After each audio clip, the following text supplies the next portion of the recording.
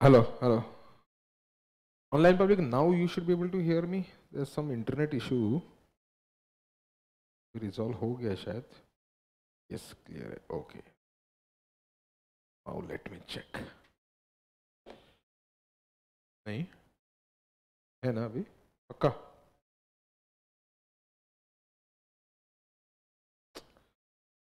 Just a sec.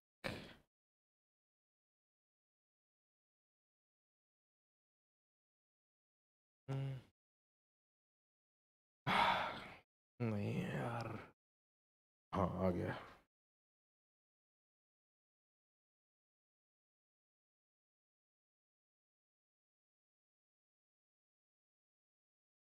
कौन सा module था रे?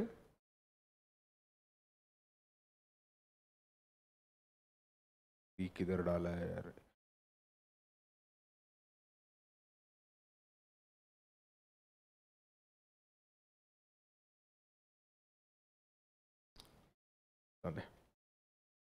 मॉड्यूल दे सिर्फ. ओके.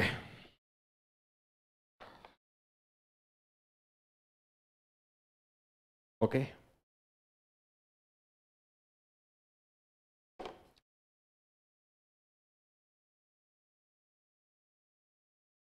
सुन लेना.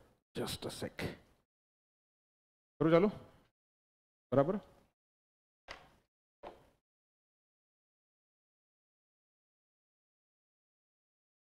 Good morning friends. Yesterday we covered up amalgamation chapter. I hope घर पे जाने के बाद आपने कुछ questions go through किए होंगे. तो same day हम जो chapter cover up कर रहे हैं, आपने जाके क्या करना चाहिए? जो notes में questions हमने किए हैं उनका audit करो. Institute के study material में जो questions दिए हैं उनका audit करो. और वैसे करके chapter उड़ा देने का. खत्म. आज हम consolidation cover up करेंगे. सारे concepts cover up करूँगा.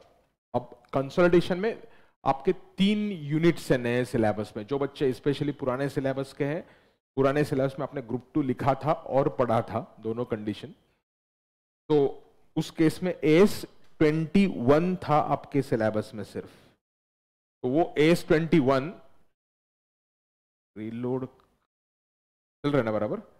सो कंसोलिडेशन AS21 ओल्ड सिलेबस में था, वो सेम ही है, लेकिन और 2 एलिमेंट्स ऐड हो गए कंसोलिडेशन में. Consolidation of joint ventures 27 AS27 end of associates AS23.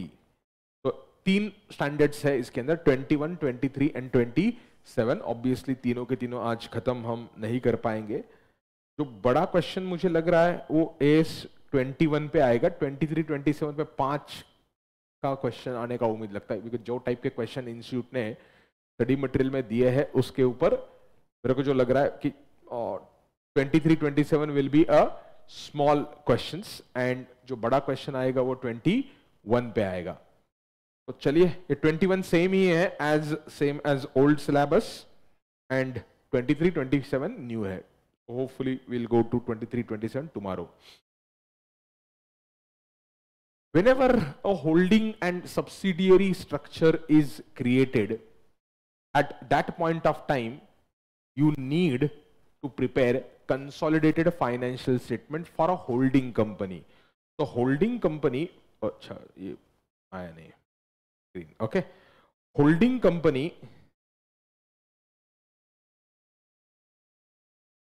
has to prepare 2 sets of financial statements. So you can use old study material, old students, there is absolutely no problem for AS21. Obviously नए topics के लिए आपको additional material refer करना पड़ेगा, basics है. AS21 में कोई change नहीं है, आपको इसके बाद भी आपको करना है कर लो. There is no change in the AS21 for your syllabus purposes. Old syllabus, new syllabus कोई फर्क नहीं है. सुन लेना. होल्डिंग कंपनी को कितने फाइनेंशियल स्टेटमेंट बनाने हैं? 2. एक है स्टैंड अलोन फाइनेंशियल स्टेटमेंट्स और दूसरा है CFS. तो in this AS21 we are primarily talking about CFS. तो होल्डिंग कंपनी ने जो सब्सिडरी में इन्वेस्टमेंट किया है वो स्टैंड अलोन फाइनेंशियल स्टेटमेंट में AS13 के हिसाब से अकाउंट करेगा. AS13 में क्या आएगा? इन्वेस्टमेंट इन सब्सिडियरी कंपनी, तो एक इमेजिन करिए, इन्वेस्टमेंट इन सब्सिडियरी कंपनी, इन्वेस्टमेंट इन सब्सिडियरी कंपनी, किसने कहा इन्वेस्ट किया है? Holding company. तो इमेजिन करो ये बिग लिमिटेड है, ये बिग लिमिटेड का बैलेंस शीट है। बैलेंस शीट में स्टैंड अलोन फाइनेंशियल स्टेटमेंट में क्या दिखेगा? इन्वेस्टमेंट दिखेगा, बट वो इन्वेस्टमेंट, यहां पर इन्वेस्टमेंट है, लेट अस अज्यूम ये इन्वेस्टमेंट है 70% shares of small, 70% shares of small कहां पे दिख रहे हैं? बिग लिमिटेड के बैलेंस शीट में दिख रहे हैं। कौन से बैलेंस शीट में दिख रहे हैं 70% shares of small? Stand alone financial statements of हुम? बिग लिमिटेड होल्डिंग कंपनी के स्टैंड अलोन फाइनेंशियल स्टेटमेंट्स में इन्वेस्टमेंट दिख रहा है। This investment will obviously appear at a cost, जो कॉस्ट पे किया है बिग लिमिटेड ने, किसको एक्वायर करने के लिए? स्मॉल लिमिटेड को एक्वायर करने के लिए जो भी कॉस्ट पे किया है, वो शेयर्स आपने सेकेंडरी मार्केट से खरीदे होंगे, वो शेयर्स आपने प्राइमरी मार्केट से खरीदे, वो रिलेवेंट नहीं है। But this investment gives you 70% right in profit loss of subsidiary as well as 70% of net assets of subsidiary. तो सब्सिडियरी का अलग से फाइनेंशियल स्टेटमेंट होगा, subsidiary will obviously have a separate financial statements. तो imagine this is small limited, small limited का balance sheet है, it will have its own assets A1, A2, A3 like that. Subsidiary has its own assets and what? Subsidiary will obviously have its own liabilities. Subsidiary has own assets and own liabilities. Observe.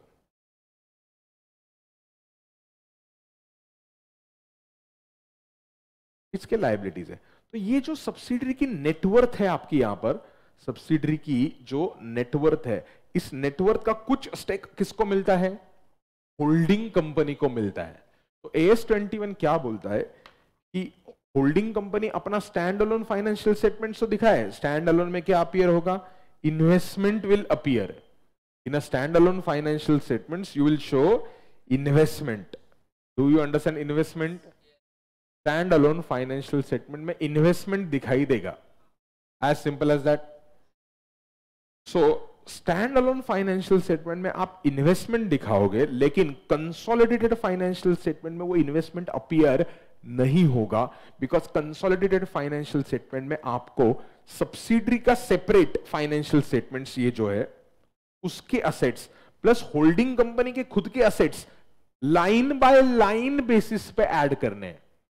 क्या word use किया मैंने? Line by line. Line by line का मतलब क्या है? Holding company के balance sheet में जो बिल्डिंग है वो बिल्डिंग प्लस सब्सिडरी के बैलेंस शीट में जो बिल्डिंग है वो दोनों का एडिशन करके आप दिखाओ। तो आप असेट्स का तो लाइन बाय लाइन एडिशन करोगे, लायबिलिटीज का भी लाइन बाय लाइन एडिशन करोगे, लेकिन दिक्कत कहां पर है? दिक्कत आएगी नंबर 1 इन्वेस्टमेंट में। पहला, मैं बैलेंस शीट का पहले बात कर रहा हूं। सो होल्डिंग कंपनी का स्टैंड अलोन बैलेंस शीट में आपने यहां पर बिल्डिंग लिखा है, ये H लिमिटेड है, ये S लिमिटेड है। अब सिंपल समझ लो, मैंने यहां पर बिल्डिंग लिखा है। बिल्डिंग कितने का लिखा मैंने यहां पर? होल्डिंग कंपनी का कुछ तो बिल्डिंग 50 करोड़ का है, इधर भी बिल्डिंग है, इधर बिल्डिंग है 40 करोड़ का। अब दिक्कत देखो, इन्वेस्टमेंट जो है वो, बाकी एसेट्स छोड़ दो यार, और बहुत सारे एसेट्स रहेंगे, इमेजिन करना। इन्वेस्टमेंट्स है लेट्स से आपने 27 करोड़ रुपए दिखाया है फॉर एग्जांपल, कुछ भी अमाउंट है इन्वेस्टमेंट का 27 crore. This is a balance sheet on 31st March 23. This is balance sheet on 31st March 23. Obviously date same होना चाहिए. You cannot consolidate the balance sheets on two different dates.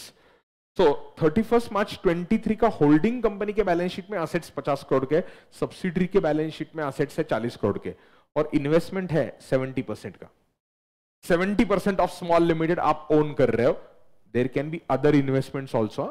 It is not necessary that holding company will have investment only in subsidiary. Can there be other investments, outside investment somewhere else? Yes, those outside investments or somewhere else वाले जो investments है उनको हम कुछ नहीं touch करने वाले, वो रहेंगे ऐसे ही। बट अज्यूम करो अदर इन्वेस्टमेंट्स नहीं है। अभी अगर मुझे लायबिलिटीज भी लेता हूं, कुछ बहुत सिंपल एग्जांपल ले रहा हूं to introduce the concept, line by line item का कंसोलिडेशन का कॉन्सेप्ट मुझे पहले इंट्रोड्यूस करने दो, फिर मैं गुडविल, कैपिटल रिजर्व, रिजर्व्स का एनालिसिस कैसे करना है, सारे स्टेप्स कैसे करना है वहां पे जाऊंगा। पहले मुझे ओवरऑल कॉन्सेप्ट इंट्रोड्यूस करने दो। होल्डिंग की लायबिलिटीज है कुछ 15 करोड़ की, बस बैलेंस शीट हमारा इतना ही है, ये 77 माइनस 15। होल्डिंग का शेयर कैपिटल है, होल्डिंग के कुछ रिजर्व्स एंड सरप्लस है, let's say share capital 10 crore का है, तो 25 प्लस 2 27 52 52 का रिजर्व्स एंड सरप्लस है, ठीक है। अब सब्सिडरी के बैलेंस शीट में तो इन्वेस्टमेंट अपीयर नहीं होगा, subsidiary can not own the shares of holding company. Can subsidiary have other investments? Yes. Assume करो एक ही एसेट है building, obviously this is not possible, this is just to introduce the concept, कितने भी asset होने दो। अब यहां पर लायबिलिटीज है, इनकी लायबिलिटीज है कुछ 9 करोड़ की, इनका शेयर कैपिटल है 6 करोड़ का, रिजर्व्स एंड सरप्लस हो गया 15 25 40, ठीक है। This is the balance sheet as on 31st March. Now, AS 21 says you should do line by line addition of all the assets and all the liabilities of holding company and a subsidiary company and present consolidated balance sheet.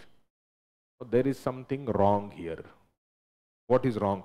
मैं पूरे के पूरे assets subsidiary के add करूंगा, but holding company सच में 100% asset नहीं own कर रही है, होल्डिंग कंपनी का जो ओनरशिप है वो 70% ही है, for example in this question, but still we are suppose to add 100%, still we are suppose to add 100% because this is 100%। If there is a subsidiary, ये याद रखना, this if there is a subsidiary we do 100% consolidation.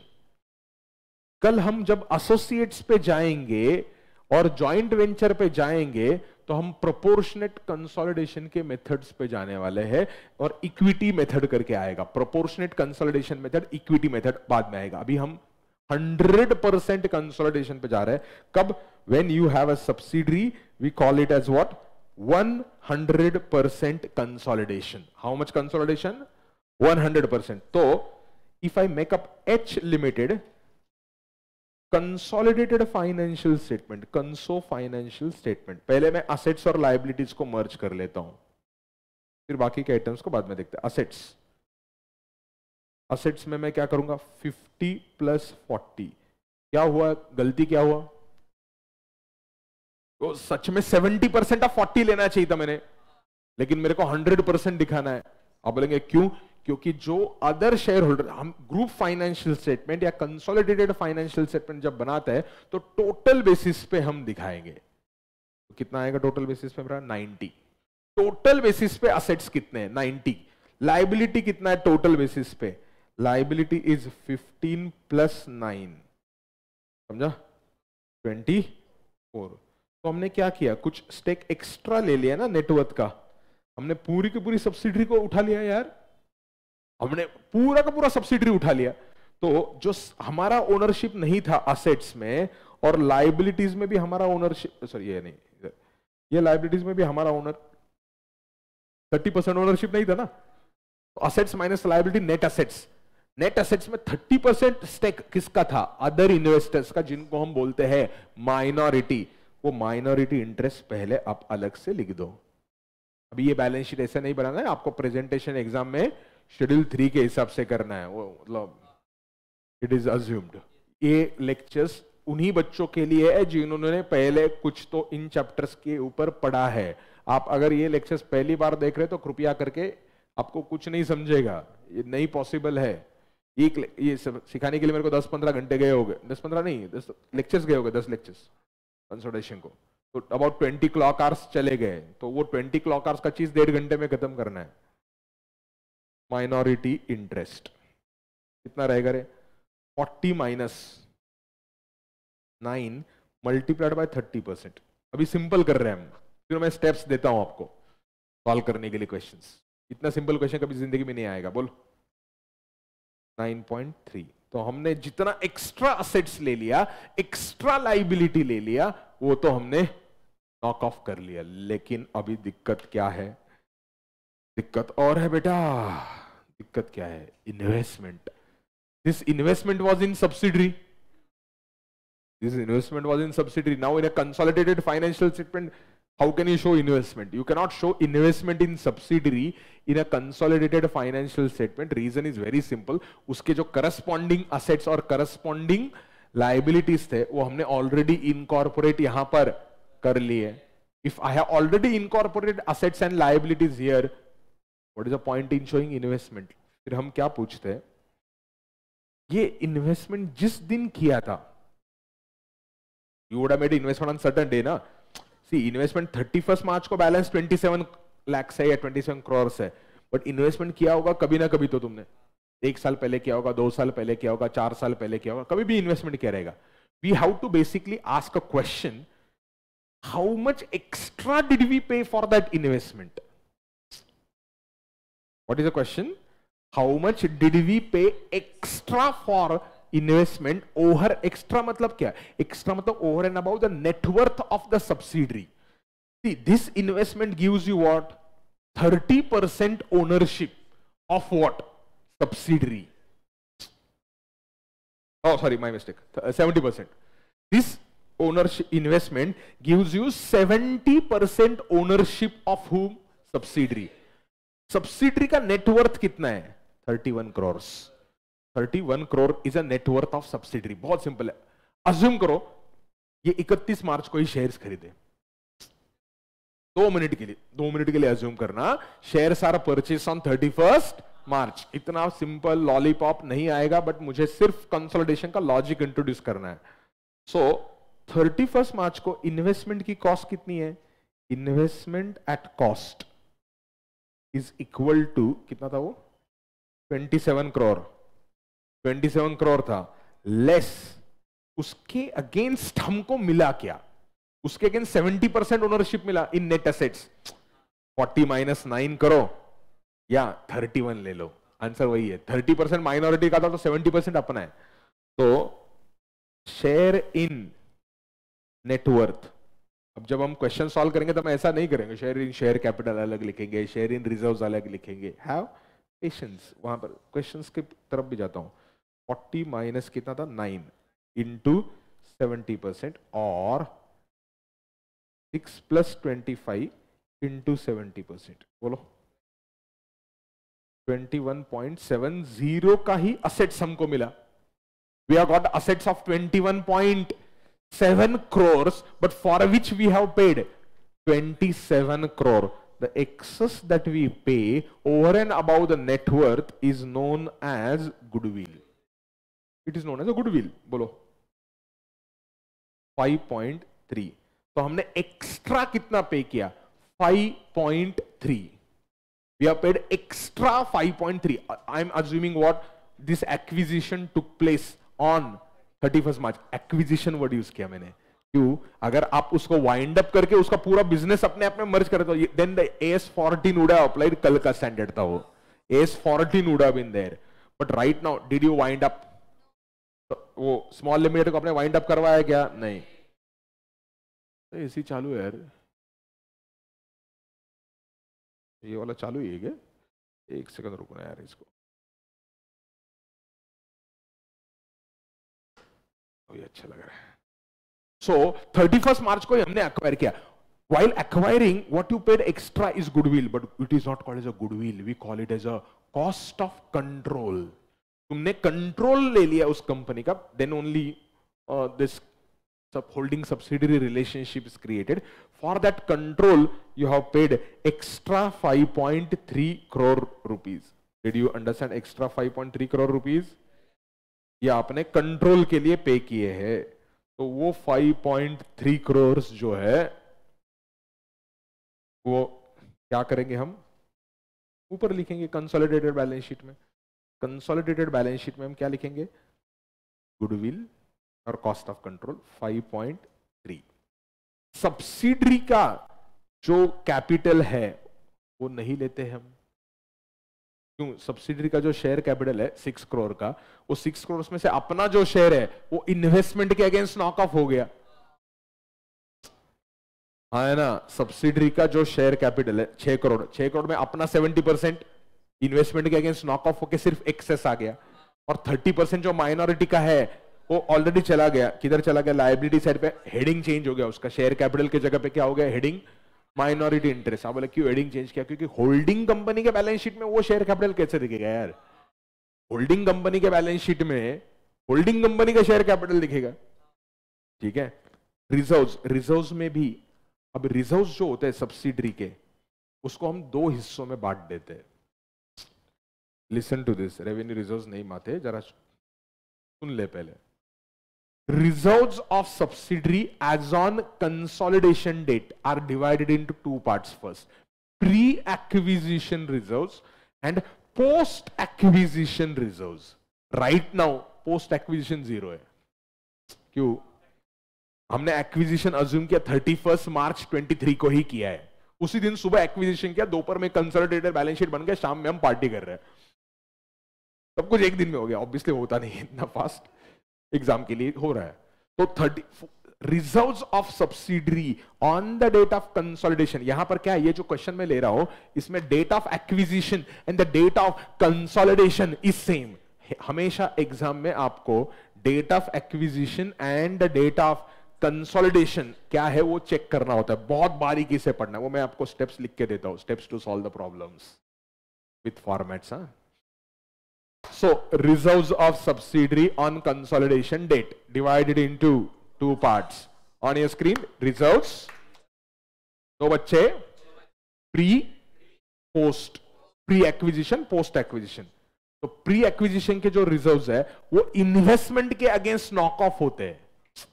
क्यों? जिस दिन pre acquisition मतलब जिस दिन investment किया उस दिन कितने रिजर्व्स थे। अभी राइट नाउ आप बोले सर तुमने रिजर्व्स कितने लिए, 21.7 रिजर्व्स का भी शेयर है और शेयर दोनों आ गए यार, को पसंद नहीं ना, तो एक काम कर 6 का 70% ले, 25 का 70% अलग अलग लिख। तो हम क्या करते हैं, इन्वेस्टमेंट के अगेंस्ट हमने जो इन्वेस्टमेंट किया था, जिस दिन इन्वेस्टमेंट किया था उस दिन शेयर कैपिटल कितना था, उस दिन रिजर्व्स कितना था, उस दिन रिजर्व्स कितना था, मतलब प्री एक्विजिशन। प्री एक्विजिशन मतलब as on the date of acquisition जो भी रिजर्व्स है, as on the date of acquisition जो भी रिजर्व्स है उनको हम बोलते हैं प्री एक्विजिशन। अब एग्जाम में वो इतना क्लैरिटी के साथ नहीं देते, आपको थोड़ा सा रिजर्व्स का एनालिसिस करना पड़ता है और आइडेंटिफाई करना पड़ता है कितने रिजर्व्स प्री एक्विजिशन के हैं, कितने रिजर्व्स पोस्ट एक्विजिशन के हैं। मेजॉरिटी क्वेश्चन बैलेंस शीट पे आने वाले एग्जाम में, पीएनएल का क्वेश्चन कंपैरेटिवली आसान है क्योंकि पीएनएल में cost of control, analysis of reserves, ये चीजें पीएनएल में है ही नहीं। तो मैं पहले आपको बैलेंस शीट एक्सप्लेन करता हूं, फिर एक आधा क्वेश्चन का इंस्टीट्यूट के स्टडी मटेरियल में से हम ऑडिट कर लेंगे, एक पीएनएल का क्वेश्चन लेता हूं, ठीक है। तो थोड़ा शायद 12:30 से थोड़ा एक्स्ट्रा टाइम लगा तो भी चलेगा, मेरे को भूख लगना या थोड़ा खत्म होता है तब तक, whichever is happen earlier. So ये right now goodwill and cost of control हमने कैलकुलेट किया, लिख दिया। रिजर्व्स यहां पे पोस्ट एक्विजिशन के कुछ भी नहीं है।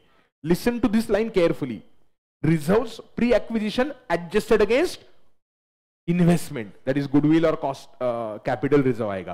Post acquisition reserves of subsidiary, I repeat, post acquisition reserves of subsidiary are, ये रिजर्व्स में से जो पोस्ट एक्विजिशन है वो होल्डिंग कंपनी के रिजर्व्स में ऐड होता है।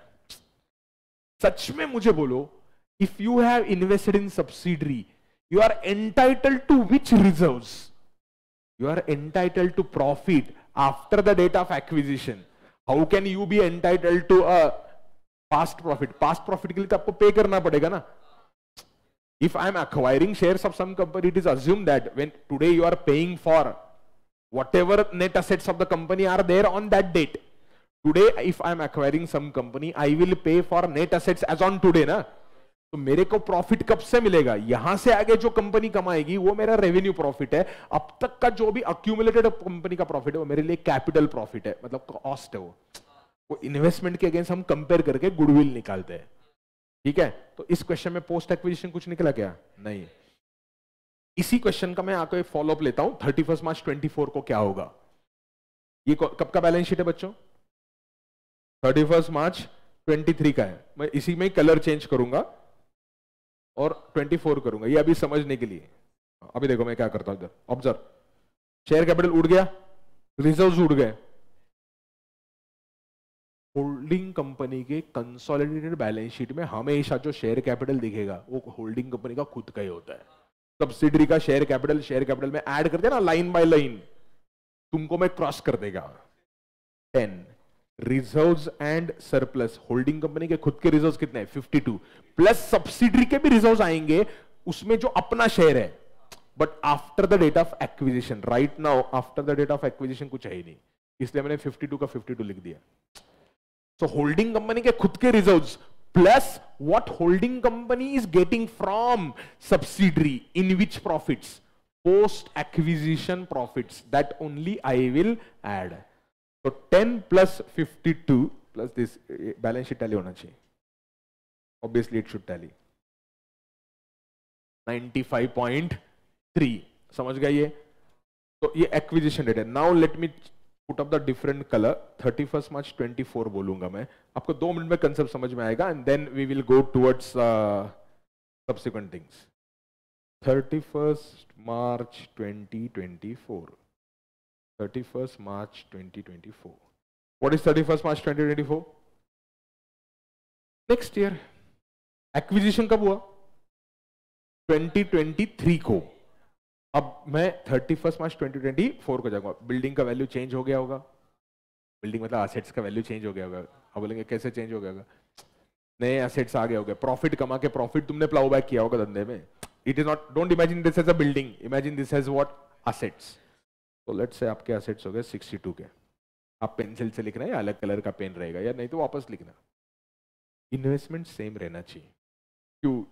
इन्वेस्टमेंट नहीं बढ़ता, इन्वेस्टमेंट तुमने ऑलरेडी किया था, investment is shown at historical cost. हाँ, अगर आपने उस इन्वेस्टमेंट के ऊपर कोई इंपेयरमेंट लॉस या decline in the value of investment book किया है, तभी जाके इन्वेस्टमेंट नीचे आएगा, otherwise investment will remain to at historical cost. या आपने और एडिशनल पैसा इन्वेस्ट किया है, तुम्हारे सिलेबस में नहीं है बट आगे, like you might have acquired 70% initially and then you might have purchased additional 20% in subsidiary, ऐसा हो सकता है क्या? उसको बोलते हैं step acquisition. In case of step acquisition you should, syllabus में नहीं तुम्हारे, डरना मत। अगर स्टेप एक्विजिशन आ गया तो गुडविल अलग अलग डेट का अलग अलग रिस्पेक्टिव डेट पे कैलकुलेट करो। अभी ये जो मैंने एग्जांपल लिया यहां पर जो बोला, पहले ही सब्सिडरी हो गया और फिर एडिशनल आ गया, तो 70% का गुडविल अलग आएगा, एडिशनल 20% का गुडविल अलग आएगा। Goodwill is always calculated on the date of acquisition, on the date of what, acquisition. लेकिन प्रॉब्लम कब आता है मालूम है? रियल लाइफ में या एग्जाम में? एग्जाम में तो आता नहीं है तुमको। पहला तुमने 30% स्टेक लिया था, फिर तुमने वापस 35% स्टेक ले लिया। पहले 30% में सब्सिडरी तो नहीं बनी, एसोसिएट बनी, फिर 35% स्टेक ले लिया, तब जाके सब्सिडरी बन गया। नाउ गुडविल का कैलकुलेशन कैसे करना चाहिए? Should you calculate goodwill on the date of holding subsidiary relationship being created, or should you calculate goodwill separately on each of the respective dates? Different views are there. Popular view is you should calculate on the respective date. ये चीज तुम्हारे syllabus में नहीं, तुम्हारे syllabus में एक ही stroke में subsidiary बनता है। इंटरमीडिएट में you don't have all complicated situations. Intermediate is just an introduction to consolidation. So we are not talking about a step acquisition. So right, that is why I kept 27 to be 27. समझा क्या सबको? 27 रखा मैंने। Liabilities हो गई है 19 की, share capital same है, रिजर्व्स बोल बैलेंसिंग फिगर 6 to 9, 6 to 8, 89 का टोटल है। 89 मतलब ये 29 हो गया, 60 के रिजर्व्स है, 60 के रिजर्व्स है। बोल प्रॉफिट कितना कमाया होल्डिंग कंपनी ने? प्रॉफिट कितना कमाया बोल?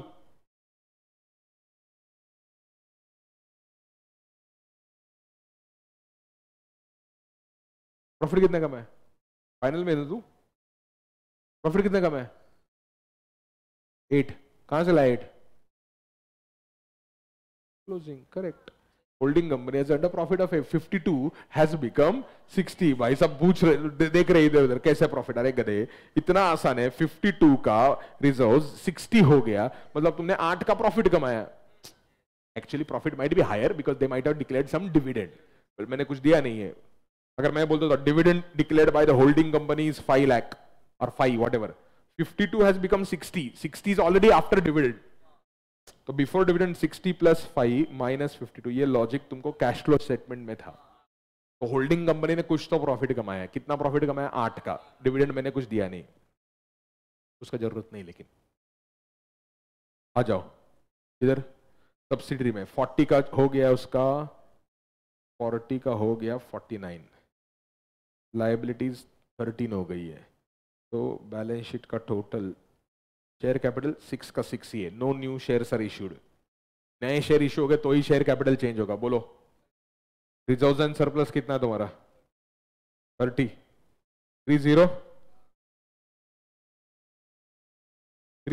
Is reserves and surplus.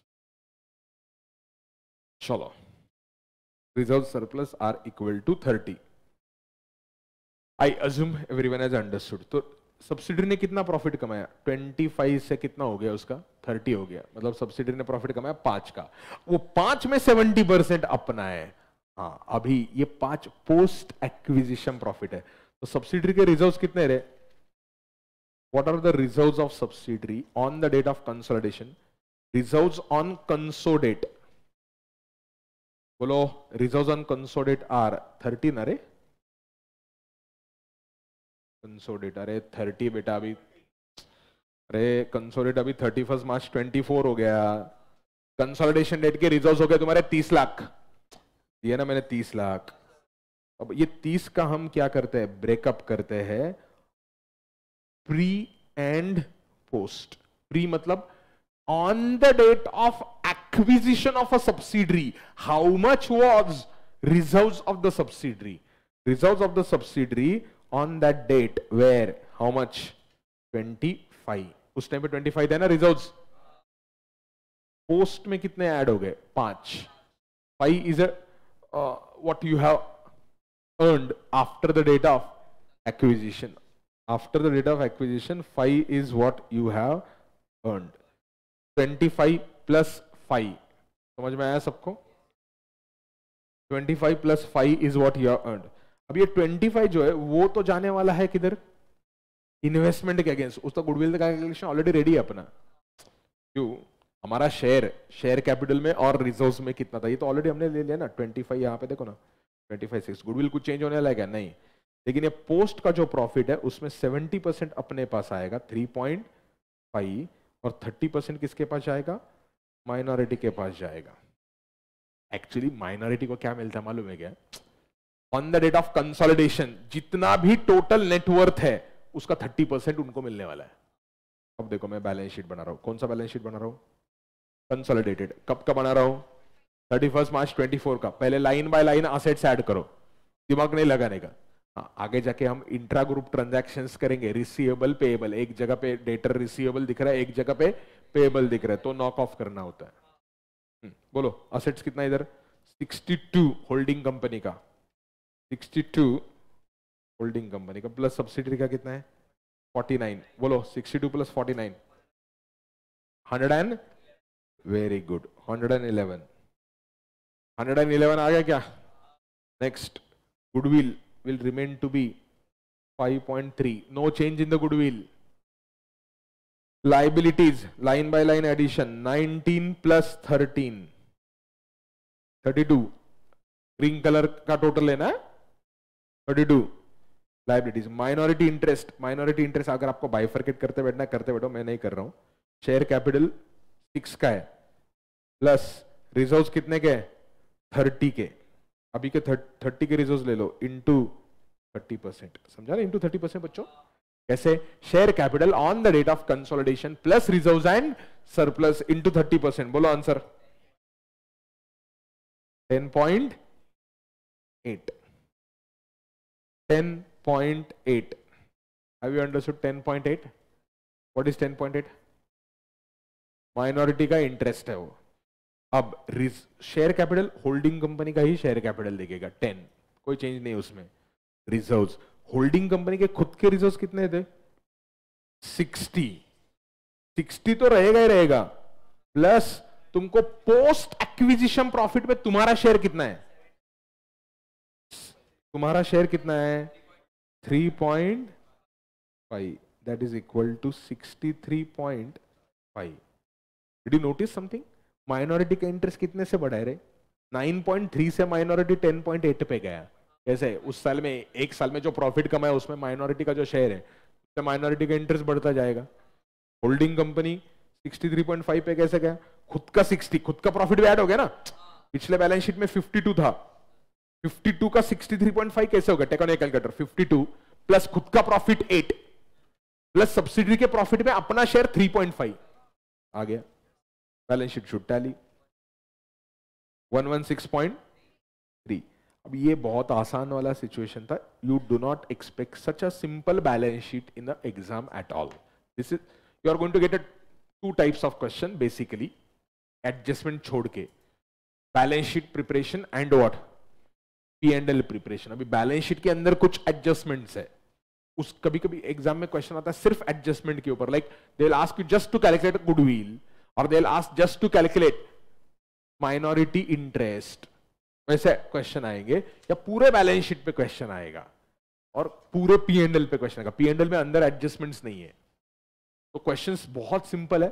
Balance sheet, P&L, with in balance sheet बनाने के लिए आपको पहले गुडविल और कॉस्ट ऑफ या कॉस्ट ऑफ कंट्रोल, जो बोलना है बोलो, उसका कैलकुलेशन चाहिए. माइनॉरिटी इंटरेस्ट का कैलकुलेशन चाहिए. अब मैं आपको step by step balance sheet के स्टेप्स बताता हूं, उसमें वो एडजस्टमेंट भी कवर अप हो जाएगा. और फिर हम एक क्वेश्चन देखते हैं और फिर P&L डायरेक्टली करते हैं.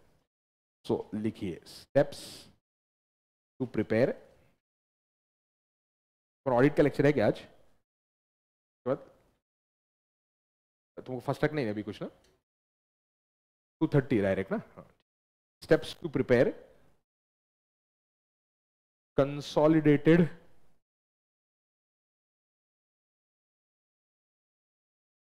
Balance sheet. Steps to make consolidated balance sheet. Typical exam oriented steps है. मैंने तुमको बहुत सारा लिख के दिया था, इसको बहुत किया था. कंसेप्ट बुक आपने पढ़ना चाहिए, मतलब मैंडेटरी है. कंसेप्ट बुक, नोटबुक जो भी है, आज क्या करो, घर पे जाके इमीडिएटली कंसेप्ट बुक सामने रखो. आपका जो क्वेश्चन हमने किए वो करो. जो नहीं है बच्चे, तुमने जहां से पढ़ा होगा वो देख लेना. ICA के मॉडल के क्वेश्चंस देख लेना. It should give you good insight. आज क्या खत्म करना है? स्टेप 1 सबसे पहले बेसिक, पहले डेट्स आइडेंटिफाई करो. बेसिक बच्चे, ये स्टेप नहीं है ये, बट क्या है ना, तुम लोग इतने होशियार हो इसलिए मैं ये स्टेप बना के दिया है. Identify dates. कौन से dates? Acquisition date and conso date. कब एक्वायर किया है. And you should be extremely careful if acquisition date is in middle of the year. क्यों? उस केस में प्रॉफिट बाइफरकेट करने के लिए अजम्पशन लगता है. अजम्पशन अपना बहुत सिंपल है. Profits are earned evenly. Profits are earned evenly. क्योंकि कंसोलिडेशन जो होता है सच में एक्विजिशन के बाद का ही शुरू होता है. तब तक का जो होता है वो कॉस्ट ऑफ कंट्रोल में ही चला जाता है. I have seen institute making wonderful blunders on their own, specially for P&L वाला पार्ट. एग्जाम में कभी कोई क्वेश्चन आया, देखो ऐसा होता है कि सब्सिडी एक्वायर किया इन मिडल ऑफ द ईयर, 3 महीने हो गए थे ईयर के. Holding company acquired shares of subsidiary company after 3 months of the year were over. Holding company का पूरे साल का टर्नओवर दिया 500 crores. सब्सिडरी का पूरे साल का टर्नओवर दिया 300 crores. 500 300, समझा? लेकिन सब्सिडरी कब क्रिएट हुई?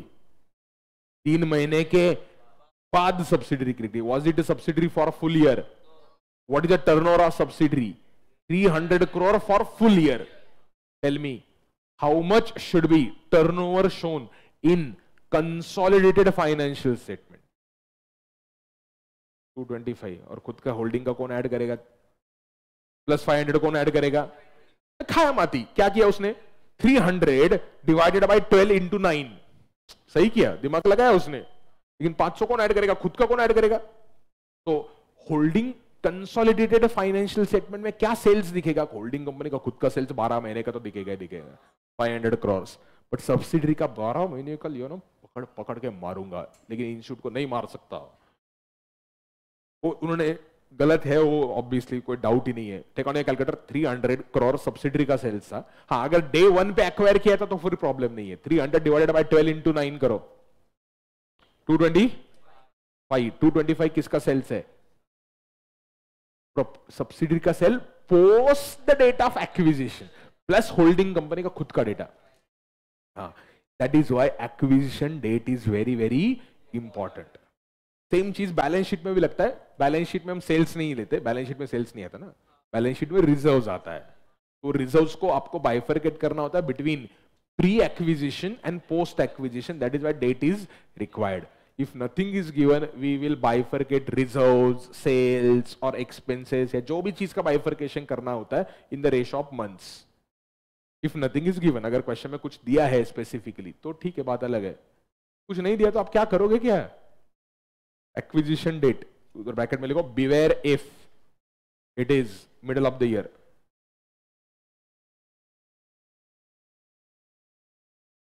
Beware if it is in middle of the year.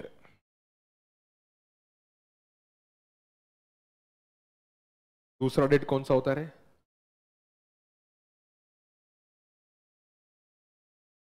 दूसरा डेट आता है कंसोलिडेशन डेट। तो आपको बैलेंस शीट कौन से दिन का बनाने का है? कंसोलिडेशन डेट का। बट एक्विजिशन डेट किसके लिए काम का है? Goodwill oblique cost of control जो भी है वो निकालने के लिए आपको कौन सा दिन काम का आएगा? एक्विजिशन डेट, है ना? लग नहीं रहा है ज्यादा।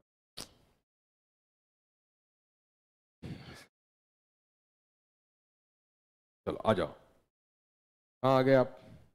स्टेप नंबर 2 में आ गए। स्टेप नंबर 1 क्लियर है। स्टेप नंबर 2 भी बकवास है।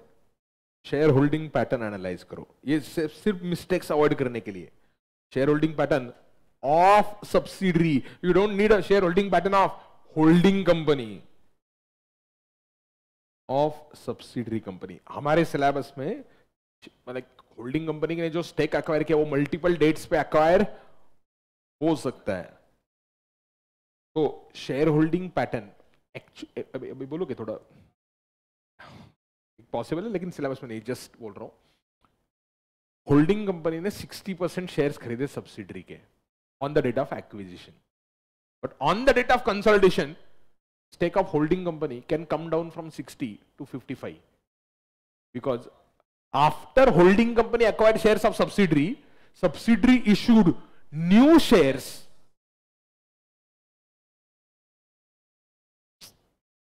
सब्सिडरी आपके सिलेबस में नहीं आता ये क्वेश्चन। सब्सिडरी ने नए शेयर्स क्या किए? इशू किए। नए शेयर्स किसको इशू किए? किसी और को।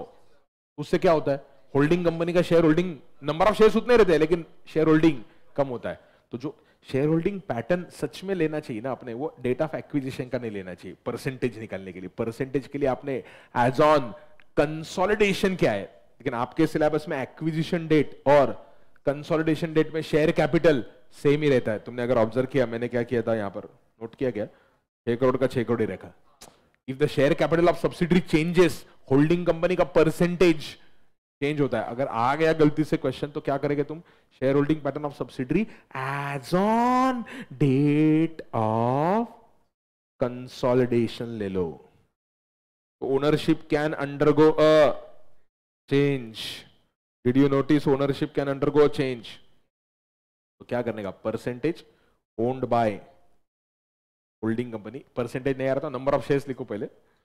Owned by holdco and owned by whom? Subsidiary लिखते गए, मतलब owned by minority, owned by subsidiary. Subsidiary के शेयर ओन्ड बाय सब्सिडरी। भाई साहब क्या बोल रहे हैं? Owned by subsidiary. दोनों का टोटल 100 होना चाहिए। तो ये हो गया स्टेप 2। ये 1 एंड 2 जस्ट एक फॉर्मेलिटी है। सबसे खतरनाक स्टेप जो है वो स्टेप नंबर 3 है, सबसे dangerous. Analysis of reserves.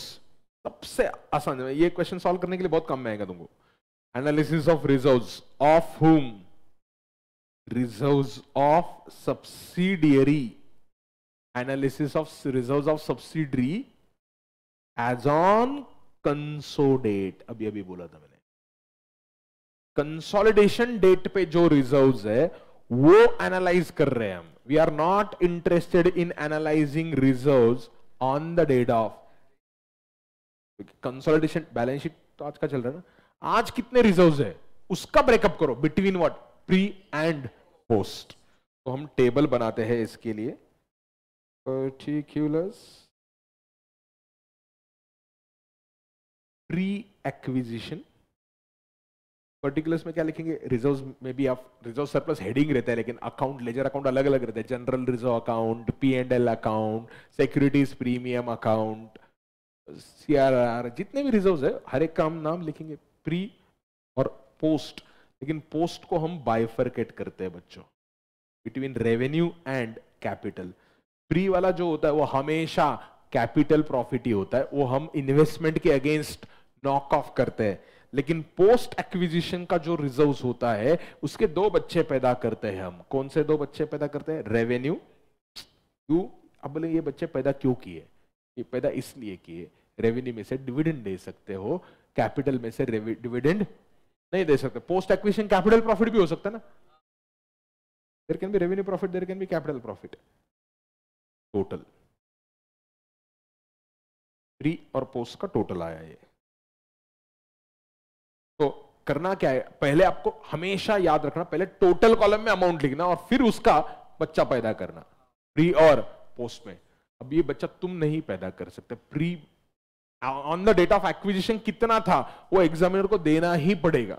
You can not imagine, इसके लिए कोई कैलकुलेशन मेथड नहीं है. On the date of acquisition subsidiary के रिजर्व्स क्या क्या थे वो देने ही पड़ेंगे तुमको. एग्जाम में क्वेश्चन में दिए रहेंगे, तो आप देख लेने का. और सिर्फ दिक्कत कहां पर आती है ना, इसमें एक ही चीज बहुत बजाता है इंस्टीट्यूट, रिवैल्यूएशन रिजर्व. ये फालतूगिरी है. मतलब for the purpose of consolidation you wish to revalue assets of subsidiary, not in the stand alone balance sheet of subsidiary, only for the purpose of consolidation you want to revalue the assets. आप बोलेंगे why, खुजली है ऐसे ही ऐसे ही. This is typical exam question that comes up and majority students go wrong here. Unfortunately यहां पर तुम रिवैल्यूएशन में गलत गए ना, आगे के सारे स्टेप्स तुम्हारे गलत जाते. ये स्टेप्स के ऊपर ही आगे के स्टेप्स बेस्ट है. तो please beware about revaluation. Revaluation बहुत केयरफुल रहने का. तो पहले क्या करने का, you should find out revaluation as on the date of consolidation. तो जनरल रिजर्व दिया है फॉर एग्जाम्पल, तो जनरल रिजर्व का आज का अमाउंट कितना है. ओके, वो रिवैल्यूएशन रिजर्व सब्सिडरी के बैलेंस शीट में नहीं रहता है. अब क्यों नहीं रहता, क्योंकि उसने खुद के बैलेंस शीट में एसेट्स लायबिलिटी रिवैल्यू नहीं की है.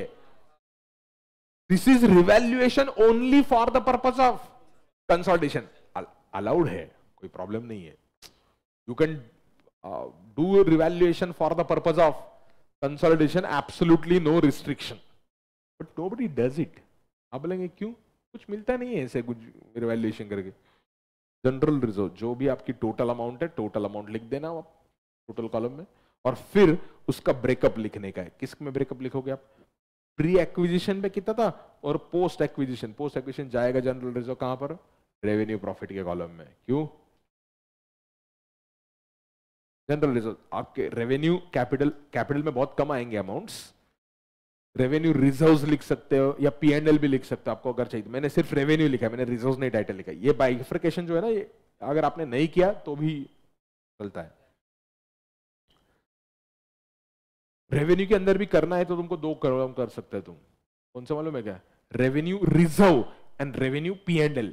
क्यों, कंपनी लॉ का एक पॉइंट है, मैंने आपको शेड्यूल 3 में ही बोला था. Remember, if there is a balance in reserves you can pay dividend out of it, but there are restrictions on payment of dividend out of reserves. And if there is a balance in P&L account, there is no concept of restriction. Company law में अगर आपने dividend का chapter किया होगा तो there is a rule, ये schedule 3 में भी है, अकाउंट्स में भी है. वो रूल्स थे, रूल्स एग्जाम के पहले सुबह पढ़ने पड़ेंगे. Declaration of dividend out of past profits, rules 2014 ऐसे रूल्स है, तो कंडीशन फुलफिल करने होता है, लोअर ऑफ द 3 निकालना पड़ता है तुमको। तो अगर किसी को चाहिए तो रिजर्व्स को बाइफर्केशन आप कर सकते हो। जनरल रिजर्व आ गया। अब प्रॉफिट एंड लॉस अकाउंट लेने का, अब ना ये P&L अकाउंट में मैं हमेशा बाइफर्केशन करूंगा। क्यों? P&L अकाउंट का आज का जो बैलेंस है वो तो अपने को मालूम है, लेकिन वो बैलेंस चेंज होता है because if there is a revaluation, remember on the date of acquisition जब रिवैल्यूएशन करते हो आप, तो रिवैल्यूएशन की वजह से सब्सिक्वेंट डेप्रीसिएशन चेंज होता है। बाउंसर, वो डेप्रीसिएशन ऑलरेडी प्रोवाइडेड नहीं है सब्सिडरी के बैलेंस शीट में, वो डेप्रीसिएशन आपको प्रोवाइड करना पड़ेगा। We are talking about revaluation. Revaluation कैसे करोगे आप? Book value of assets of subsidiary on the date of acquisition and उसकी मार्केट वैल्यू ज्यादा होगी तो अपवर्ड रिवैल्यूएशन आ गया, तो सब्सिक्वेंट डेप्रीसिएशन चेंज होगा। तो क्या होता है, कुछ कुछ असेट्स में वो अपवर्ड देते हैं, कुछ कुछ असेट्स में डाउनवर्ड देते हैं। तो P&L अकाउंट में क्या लिखूंगा? बैलेंस, ओपनिंग बैलेंस, कोई तो डेट का ओपनिंग बैलेंस दिया रहेगा। तो ओपनिंग बैलेंस नॉर्मली क्या रहता है, ये एक्विजिशन ईयर के बिगिनिंग में या मिडल में कहीं तो रहता है। जिस साल में कंसोलिडेशन है ना, कभी भी ऐसा नहीं पूछते 10 साल पहले एक्वायर हुआ था, क्योंकि तब मजा नहीं आता क्वेश्चन बजाने का। बच्चों को बजाते हैं, वो बोलते हैं कि मिडिल ऑफ द ईयर में सब्सिडरी को एक्वायर किया था और balance sheet is to be prepared at the end of the year. तो ओपनिंग बैलेंस ले लो, add what? Profit of the year. तो नॉर्मली ओपनिंग बैलेंस आपका प्री एक्विजिशन में जाएगा, क्योंकि मैं अज्यूम कर रहा हूं मिडिल ऑफ द ईयर कुछ एक्विजिशन हुआ है। प्रॉफिट फॉर द ईयर कुछ प्री में जाएगा, कुछ पोस्ट में जाएगा, depending in the ratio of months, minus dividend. या डिविडेंड, ठीक है डिविडेंड लेता हूं। क्यों? डिविडेंड अगर डिक्लेयर किया था सब्सिडरी ने, तो डिविडेंड आपको क्या करना पड़ेगा? चेक करना पड़ेगा कितना प्री में से किया है, कितना पोस्ट में से किया है। कुछ नहीं दिया, डिविडेंड के बारे में नॉर्मली कुछ देते नहीं है, बहुत सारे अल्टरनेटिव्स अवेलेबल है। मैं प्रेफरेबली अज्यूम करूंगा dividend is declared first out of the current years profit. Current year का प्रॉफिट 5 लाख है, डिविडेंड का अमाउंट 3 लाख है। I will assume 3 lakh is paid out of current years profit. But कभी कभी क्या होता है, प्रॉफिट रहता है 5 लाख, डिविडेंड रहता है 6 लाख, तो दैट मींस ओपनिंग में से डिविडेंड डिक्लेयर किया, तो you can assume dividend is declared out of opening balance also. तो वो डिविडेंड आपको कुछ ओपनिंग में से हो सकता है, कुछ रेवेन्यू में से होता है। अगर dividend is out of pre acquisition profit, remember in the books of a holding company it's a pre-acquisition dividend, it should be reduced from the cost of investment। ऐसे सम्स भी किए, कभी कभी वो करेक्ट किया रहता है। होल्डिंग कंपनी ने प्री एक्विजिशन डिविडेंड उनके कॉस्ट में से माइनस किया होना चाहिए। अगर नहीं किया तो आपको रेक्टिफिकेशन करना पड़ेगा। आपको क्या करना है? Investment, inner column, less pre acquisition dividend. Pre-acquisition dividend should not be credited to P&L of a holding company। Headline लिखो, pre-acquisition dividend declared by subsidiary, declared by subsidiary must not be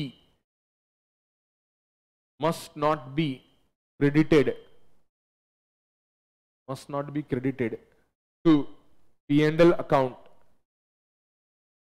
must not be credited to profit and loss account of holding company, must not be credited to holding company।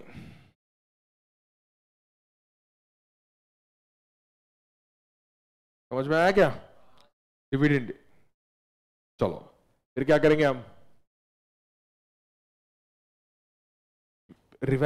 Depreciation plus oblique minus, बोले plus oblique minus depreciation तो minus होता है ना sir? अरे नहीं, अगर upward revaluation हुआ था तो उसके ऊपर इंक्रीमेंटल डेप्रीसिएशन आएगा, तो वो माइनस होगा। एक काम का मैं अलग अलग लिखता हूं, minus depreciation on upward revaluation.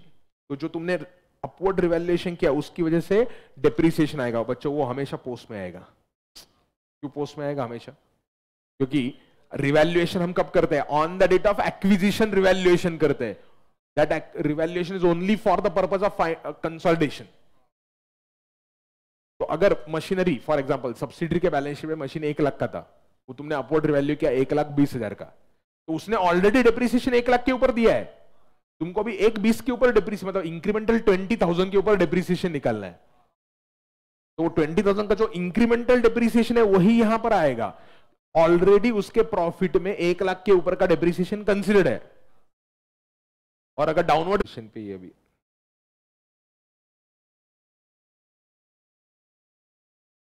अभी रिकनेक्शन सक्सेसफुल दिखाया, आ जाना है तो रिफ्रेश करो क्या, रिस्क ले लो क्या है ना.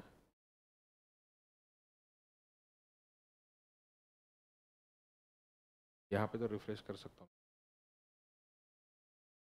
हाँ आ गया मेरे सबसे, मैं दिख रहा हूँ. Now clear. Yes I can also see my self. So just a second. So listen up back again. So what I have done, I have taken depreciation on upward revaluation में माइनस किया है, क्योंकि अगर तुम्हारी asset की value बढ़ गई है तो इंक्रीमेंटल अमाउंट के ऊपर डेप्रिसिएशन प्रोवाइड करना चाहिए. और अगर तुम्हारी एसेट की वैल्यू डिक्लाइन हो गई थी तो जो डिक्लाइन हुआ था उसके ऊपर भी तुमने डेप्रिसिएशन जो ऑलरेडी प्रोवाइड किया उसको रिवर्स करना है तुमको basically. Please remember these adjustments are not made in stand-alone financial statement. तो प्रॉब्लम क्या होगा जब रिवैल्यूएशन करते हो ना आप कंसोलिडेशन के लिए, आपने अगर होल्डिंग कंपनी की से एसेट्स लिया, सब्सिडरी के बैलेंस शीट से एसेट लिया स्टैंड अलोन, और दोनों का टोटल किया और वो कंसोलिडेटेड स्टेटमेंट से मैच करने गए, जिंदगी में मैच नहीं होगा. क्यों मैच नहीं होगा? क्योंकि आपने कंसोलिडेशन पर्पस के लिए क्या किया? रिवैल्यूएशन किया है ना. रिवैल्यूएशन रिजर्व आपका प्री में चला गया, ऐसे आएगा आपका टोटल. टोटल में ओके प्लीज रिमेंबर P&L का क्लोजिंग बैलेंस है, और रिजर्व्स भी हो सकते हैं, सिक्योरिटी प्रीमियम रह सकता है, CRR रह सकता है, जो भी रिजर्व्स दिए सारे रिजर्व्स लिखना. टोटल प्री में कितना है, पोस्ट में कितना है, रेवेन्यू कैपिटल बाइफरकेशन, रेवेन्यू के अंदर ब्रेकअप करना है तो भी कर लो तुम. तो क्या टोटल किसके रिजर्व्स एनालाइज किए मैंने? सब्सिडरी के कितने रिजर्व्स थे वो मैंने एनालाइज कर लिए. सब्सिडरी के कितने रिजर्व्स थे वो एनालाइज कर लिए. तो सब्सिडरी के रिजर्व्स एनालाइज कर लिए मैंने, ठीक है, खुश. अब इस रिजर्व्स में शेयर ऑफ होल्ड को कितना है और शेयर ऑफ क्या है माइनॉरिटी कितना है वो एनालाइज करो. ये स्टेटमेंट आपने सही बना लेना, आधा काम आपका चैप्टर का इधर ही हो गया. बैलेंस शीट का स्पेशल एडजस्टमेंट है और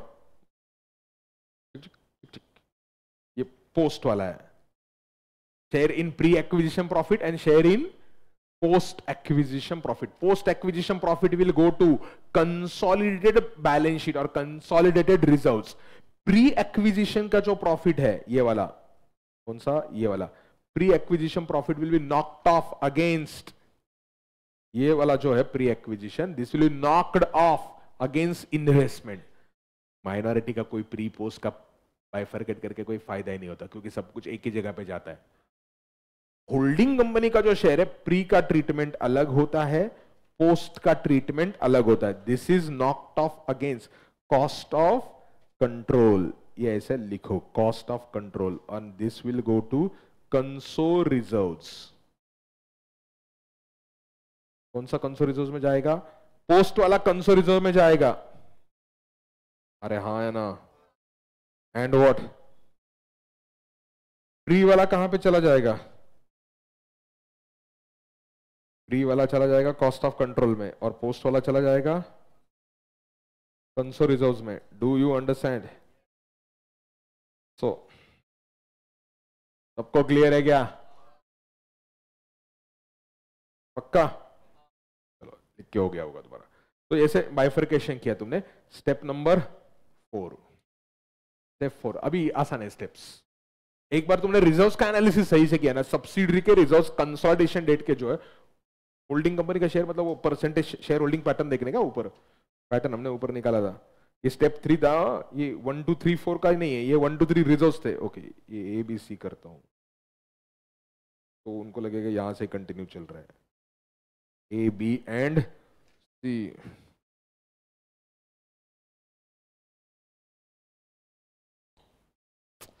एक्विजिशंस करने के बाद भी भागता नहीं।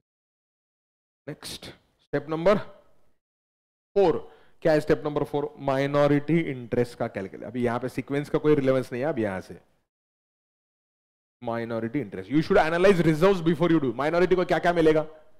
माइनॉरिटी को बहुत सारी चीजें मिलेगी। Share in share capital of subsidiary, गलती से होल्डिंग का शेयर कैपिटल लोगे।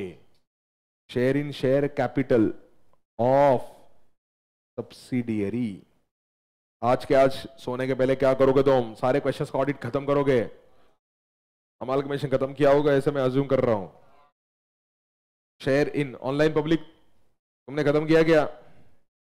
Share in share capital of subsidiary, then share in, ये आपने 3 ब्रेकअप नहीं लिखे, टोटल नेटवर्थ भी लिया ना सब्सिडरी का, share capital plus reserves into percentage के, जैसे मैंने ऊपर किया था तो भी चलता है, लेकिन मार्क्स के लिए करना पड़ता रे, क्या है, कॉपी पेट का सवाल है ना। Share in pre acquisition profits, share in pre acquisition profits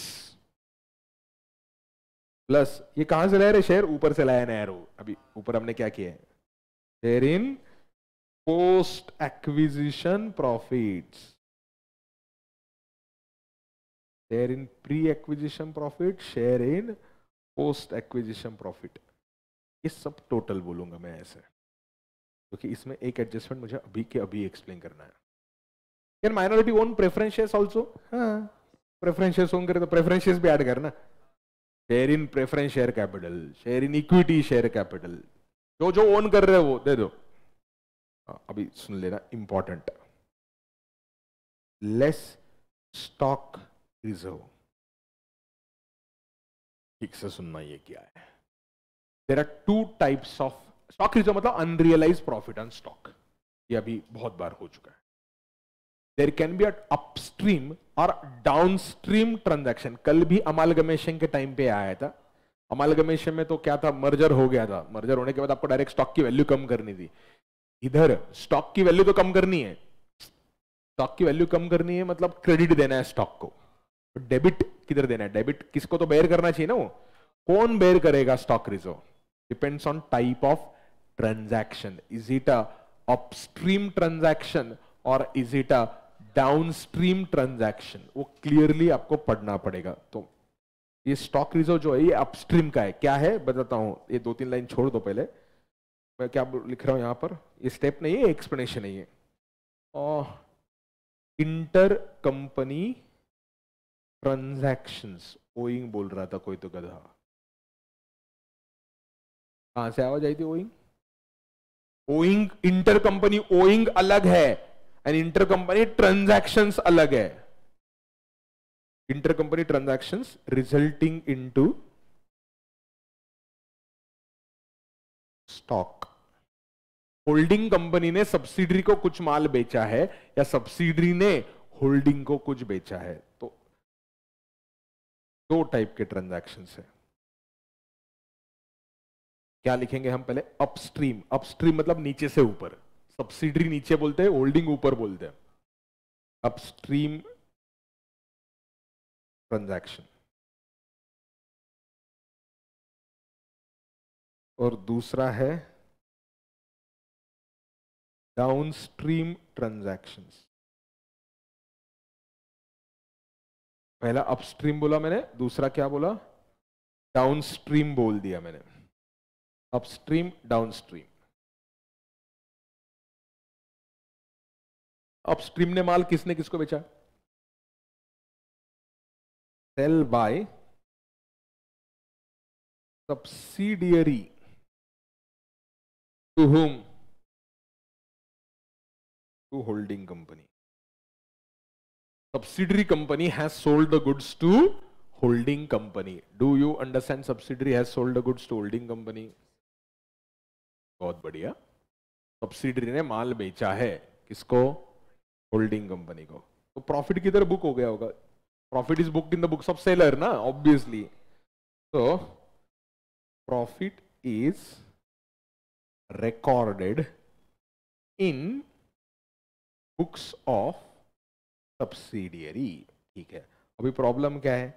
subsidiary में ओनर्स, कुछ ओनर होल्डिंग कंपनी, कुछ ओनरशिप, और कुछ ओनरशिप किसके पास है? माइनॉरिटी के पास है। अभी यहाँ पे दो व्यूज है। कुछ लोग बोलते हैं ये जो प्रॉफिट है, ओके, प्रॉफिट पूरे सेल्स के ऊपर का प्रॉफिट नहीं लेने का, जितने गुड्स अनसोल्ड है उतना उसके ऊपर का ही प्रॉफिट लेना है। Do not take profit on all the goods sold. You should always read how much of the goods sold are in stock. So, for example, cost to Subco subsidiary was 5 lakh. Add profit 1 lakh. तो आपको 1 लाख का percentage नहीं निकलना है, तो sale price कितना था? 6 lakh. Therefore, sell price is equal to 6 lakh. Whose sell price is equal to 6 lakh? Subsidiary company. तो होल्डिंग कंपनी के लिए क्या बन गया? 6 लाख कॉस्ट बन गया। I say out of social goods 80% is sold by holdco। 80% is sold by holdco। मतलब कितने का माल बेच दिया उसने? 6 लाख में से 80% का माल बेच दिया उसने। क्या प्राइस पे? ऑब्वियसली उसने हायर प्राइस पे बेचा होगा, 6 लाख पे नहीं। उसने 6 लाख प्लस उसका खुद का प्रॉफिट भी ऐड किया होगा ना उसने। वो छोड़ दो, कितना कितने में बेचा वो रिलेवेंट नहीं है। हाँ, होल्डिंग कंपनी को कितना पेएबल था रे? Holding company was suppose to pay 6 lakh to subsidiary. अब out of 6 lakh let's say उसने 3 लाख ही पे किया। पेमेंट कितना किया वो रिलेवेंट नहीं है अभी। अब यहाँ पे बेचा कितना सब्सिडरी ने, होल्डिंग कंपनी ने? 80% होल्डिंग कंपनी ने बेच दिया, लेकिन पेमेंट सिर्फ 50% के लिए किया है। आप बोलेंगे क्यों, कहां पे लिखा है? तो वो जो 50% के लिए पेमेंट किया, 6 लाख में से 3 लाख का पेमेंट किया है, और 3 लाख का पेमेंट अभी भी करना बाकी है। वो 3 लाख होल्डिंग कंपनी में क्रेडिटर दिख रहा है, सब्सिडरी में वो डेटर दिख रहा है। उसको इंटर कंपनी ओइंग कहते हैं। वो आगे जाके आने वाला है, वो नहीं सिखा रहा हूं मैं अभी, पर्पसफुली बोल रहे क्या नहीं सिखा रहा हूं। तो कितना पेमेंट किया वो रिलेवेंट नहीं, कितना माल बेचा है, कितना माल बचा है। कितना बेचा? 80%। कितना बचा? 20%। 80% बेचा, 20% बचा। क्लियर है क्या? तो अभी कितना आएगा stock reserve? Stock reserve is basically 20% goods are in stock. Total profit 1 lakh था, तो स्टॉक रिजर्व 20,000 आएगा। अब ये 20,000 का स्टॉक रिजर्व मतलब स्टॉक कम करना है, वो तो चलो क्लियर है यार, स्टॉक कम करना है। स्टॉक कितना है तुम्हारा टोटल? स्टॉक रिजर्व सी 6 लाख का स्टॉक था टोटल, 6 लाख में से 80% चला गया, 20% बचा है। 1,20,000 का स्टॉक है, तो 1,20,000 के स्टॉक में से 20,000 प्रॉफिट है, और 1 लाख सच में कॉस्ट है। कैसे 1 लाख कॉस्ट है? 5 लाख टोटल कॉस्ट थी, वो 5 लाख में से 20% करोगे तो 1 लाख आएगा यार। तो 1 लाख पे स्टॉक दिखाना है, उसमें तो दिक्कत नहीं है। दिक्कत किधर है? वो 20,000 जो माइनस करना है, वो कहां से माइनस करे, इसके ऊपर डिफरेंस ऑफ ओपिनियन है। From where should we deduct that 20,000? कौन सा 20,000? स्टॉक रिजर्व जो है वो कहां से माइनस करना चाहिए? तो स्पेशली अपस्ट्रीम के लिए, डाउनस्ट्रीम के लिए प्रॉब्लम है नहीं, क्योंकि ये profit is record in the books of subsidiary. Subsidiary का प्रॉफिट किसको मिलता है? कुछ होल्डिंग कंपनी को मिलता है, कुछ माइनॉरिटी को मिलता है। तो एक व्यू है वो बोलता है माइनॉरिटी के इंटरेस्ट में से भी वो 20%, मतलब जो भी माइनॉरिटी का ओनरशिप है वो माइनस करो। तो स्टॉक रिजर्व कैसे माइनस करो? Total stock reserve on, okay, ऊपर स्टॉक रिजर्व ऑन अपस्ट्रीम, ये व्यू इंस्टीट्यूट फॉलो करता है, दोनों जगह पे माइनस करते हैं। Stock reserve on upstream transaction, downstream में तो सोचने का जरूरत ही नहीं है, डाउनस्ट्रीम आगे आएगा। वो पूरा का पूरा 20,000 यहां पे माइनस नहीं करना है, वो 20,000 में माइनॉरिटी का शेयर कितना। इतने मिस्टेक के चांसेस है ना तुमको एग्जाम में करने के लिए, इतने परसेंटेजेस आएंगे, इसलिए दिमाग ठंडा रखो और पूरा शांति से ऑडिट करना। इरिटेट मत होना, और इरिटेट होने जैसा टॉपिक नहीं, ये टॉपिक अच्छा है। अकाउंट्स में मतलब बहुत सारे टॉपिक अच्छे हैं, इधर कोई प्रॉब्लम नहीं है। Stock reserve, total stock reserve, total stock reserve into percentage of minority, percentage ownership of minority obviously. तो वो 20,000 में से इनका ओनरशिप 40% है, तो 8,000 माइनस करो, तो माइनॉरिटी के इंटरेस्ट में से माइनस होगा, और बाकी का 12,000 कहां से माइनस होगा? होल्डिंग कंपनी से माइनस होगा। वो उनके जो कंसोलिडेटेड रिजर्व्स है, आगे जाके कंसोलिडेटेड रिजर्व में से माइनस होगा होल्डिंग कंपनी का शेयर, और स्टॉक में से तो पूरा का पूरा 20,000 माइनस होगा। तो ये आ गया तुम्हारा minority interest, therefore total minority interest. Step number क्या था बच्चों? रिस्पॉन्स। भूख लगी क्या? मेरे को नहीं लगी अभी तक। स्टेप नंबर 5, सब्जी भी कौन सा मिलने वाला है मालूम नहीं। सो स्टेप नंबर 5, इसमें मिलता है आजकल? अच्छा, इसमें अच्छा नहीं मिलता, डिपेंड्स। तू भी मेस में गया कभी कभी? घर वाले निकाल देते किधर को बाहर। सो लिसन अप, स्टेप 1 क्या था? Identify dates. Step number 2, share holding pattern. Step 3, analysis of reserve. Step 4, minority interest. Step 5, cost of control.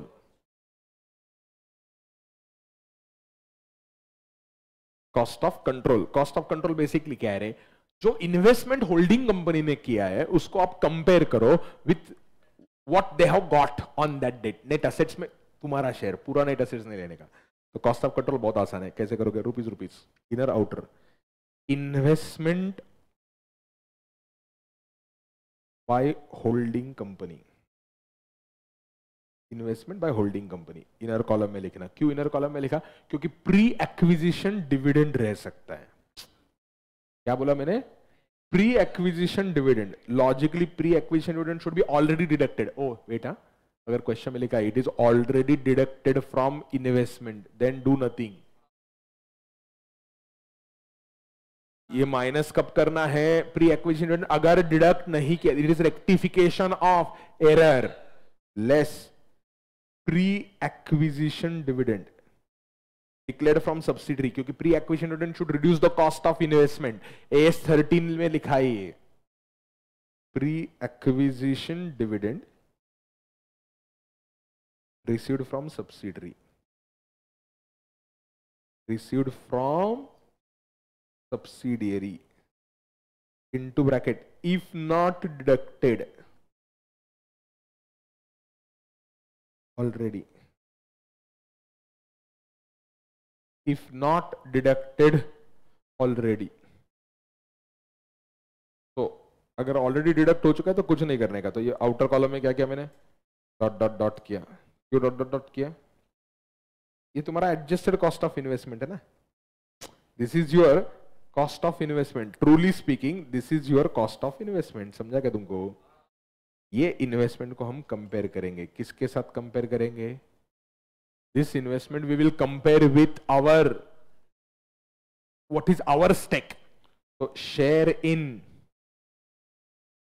Share capital, ये ऐसा अलग अलग लिखा या एक लिखा हमारे ऊपर है। Inner column dot dot dot, share in the share capital, share in, oh share in share capital of subsidiary है। तो गलती से होल्डिंग कंपनी का शेयर कैपिटल लोगे मल्टीप्लाई करोगे, तो उतना बेसिक सेंस अलाई रखना। Share in share capital of subsidiary, तो हम बेसिकली क्या कंपेयर कर रहे हैं? हमने जो पैसा लगाया वर्सेस अपने को मिला क्या।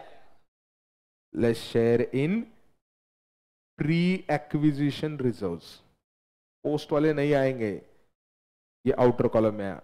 तो ये पैसा हमने लगाया है, adjusted cost of investment versus what we have got. अगर अपने को ज्यादा मिला है तो कैपिटल रिजर्व, अगर कम मिला है तो गुडविल। अगर इन सिंपल लैंग्वेज पॉजिटिव आया तो गुडविल, नेगेटिव आया तो कैपिटल रिजर्व। गुडविल, अरे ये बहुत अच्छा है रे, ये ऐसा बोला ना मतलब अच्छा क्लियर हो जाता। गुडविल और what? Capital reserve, goodwill oblique capital। I presume everyone is crystal clear about this.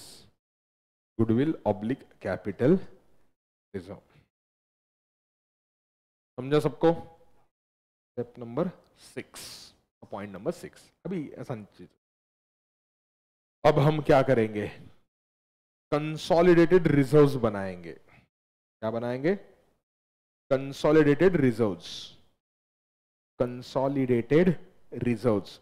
Consolidated reserve मतलब होल्डिंग कंपनी के खुद के रिजर्व्स आएंगे, लेकिन उस रिजर्व्स में पोस्ट एक्विजिशन प्रॉफिट जो है वो ऐड होगा। अभी तक प्री एक्विजिशन नहीं लिया ना मैंने यहां पर, तो पोस्ट एक्विजिशन ऐड हो जाएगा। किसका पोस्ट एक्विजिशन रिजर्व ऐड हो जाएंगे?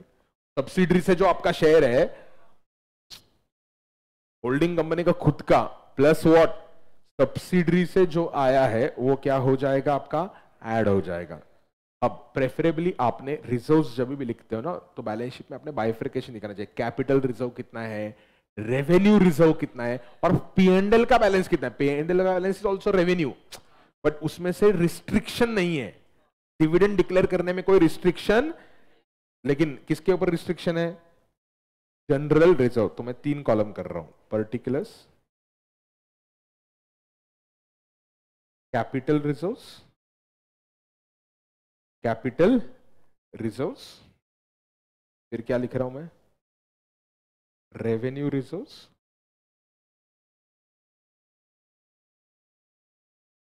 और पीएनएल अकाउंट। समझ गया क्या? ये ऐसे 3 कॉलम किए मैंने। अब सुनो, you should be very very careful about dividend. Pre acquisition dividend अगर गलती से होल्डिंग कंपनी ने खुद के पीएनएल में लेके गए थे तो रेक्टिफिकेशन करना है। पहला रेक्टिफिकेशन हमने क्या किया? इन्वेस्टमेंट अकाउंट को हमने क्रेडिट कर लिया। यहाँ पे इन्वेस्टमेंट में से माइनस किया, मतलब इन्वेस्टमेंट को क्रेडिट किया हमने। इसके लिए प्री एक्विजिशन डिविडेंड के लिए, हाँ है ना? लेकिन प्री एक्विजिशन डिविडेंड अगर होल्डिंग कंपनी ने खुद अपने पीएनएल को लेके गए थे तो पीएनएल के बैलेंस में से भी कम करना पड़ेगा। क्यों कम करना पड़ेगा? तुमने गलती से पीएनएल को क्रेडिट किया है। पहले मैं यहां पर क्या कर रहा हूं? होल्डिंग कंपनी का अमाउंट ले रहा हूं, balances as per holding company's balance sheet. Holding company's balance sheet, जो बैलेंसेस है, कैपिटल रिजर्व्स के बैलेंसेस जो है वो लिखो। अगर आपको पसंद है ये हेडिंग दे दो बैलेंसेस, फिर उसके अंदर लिखना है सिक्योरिटी प्रीमियम, जनरल रिजर्व, ऐसे अलग अलग लिखना है। इसके अंदर भी हेडिंग लिखना है तुमको, हेडिंग लिखो तुम, इसको मैंने हेडिंग कर दो। It's all up to you how do you want to present. पहले मैं कंसोलिडेटेड रिजर्व्स मतलब क्या है? होल्डिंग कंपनी के खुद के reserves after rectification of errors, plus subsidiary's post acquisition reserve only your share, not entire share. क्यों? Post acquisition में जो माइनॉरिटी का शेयर, वो माइनॉरिटी को चला गया। Balances as per holding company तुमको लिखना है 1 by 1 हेडिंग लिखना। Sorry, less pre acquisition dividend if any credited to PNL. बोले दो बार क्यों ले रहे प्री एक्विजिशन? अरे गधे, 2 इफेक्ट दे रहा है ना मैं इसका। अगर ये पीएनएल को गया था बाय मिस्टेक तो ही इधर आएगा। अगर आपने बाय मिस्टेक होल्डिंग के क्वेश्चन में देना चाहिए, बाय मिस्टेक पीएनएल को क्रेडिट किया था, तो प्रॉफिट हम क्या कर रहे हैं? कम कर रहे हैं। क्यों कम कर रहे हैं? क्योंकि वो पीएनएल को एंट्री क्या किया आपने? Bank account debit to dividend income, and that dividend income went to PNL. Entry क्या करना चाहिए था? Bank account debit to investment account. Pre acquisition dividend received from subsidiary, received from subsidiary, credited to P&L by mistake, into bracket if any. Obviously by mistake लिखा तो if any आता है।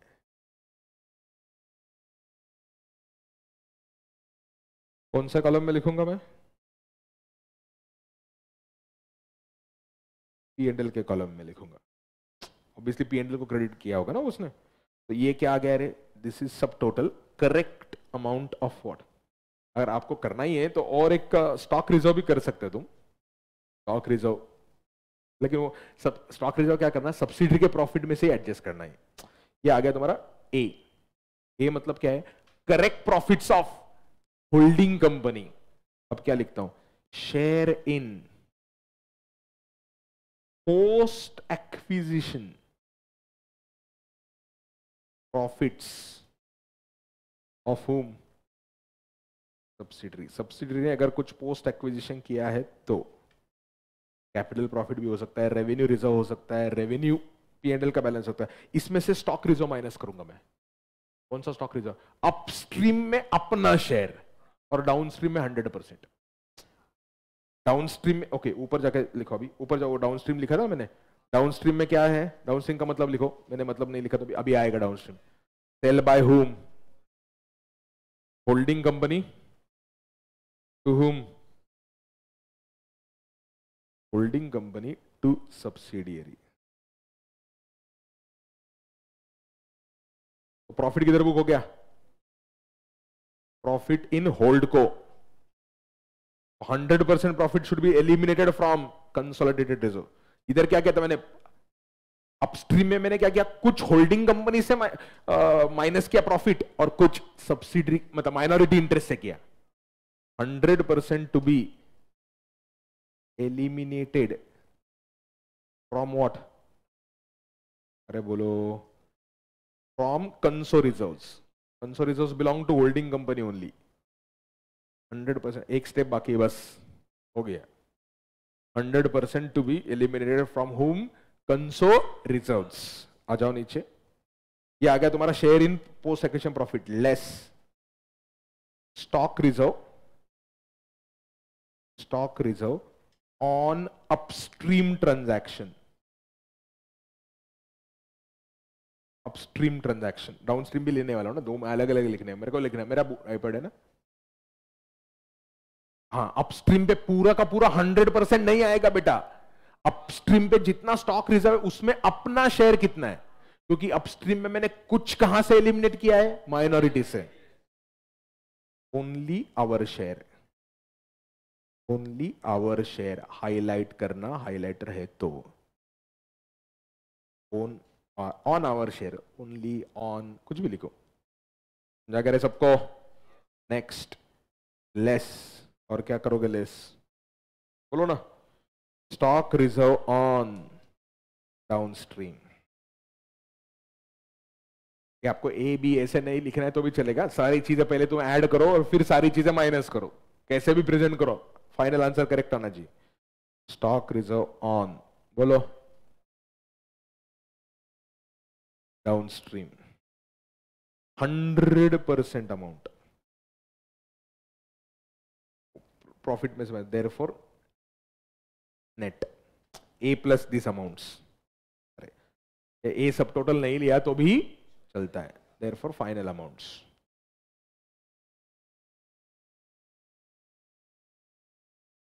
Final amounts समझ गया तुमको? ये final amount किधर चला जाएगा तुम्हारा?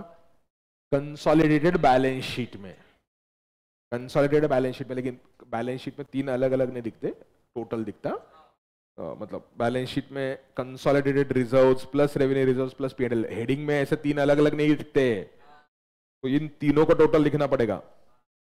अब क्या है स्टेप नंबर, क्या चल रहा था? 7 मेरे हिसाब से।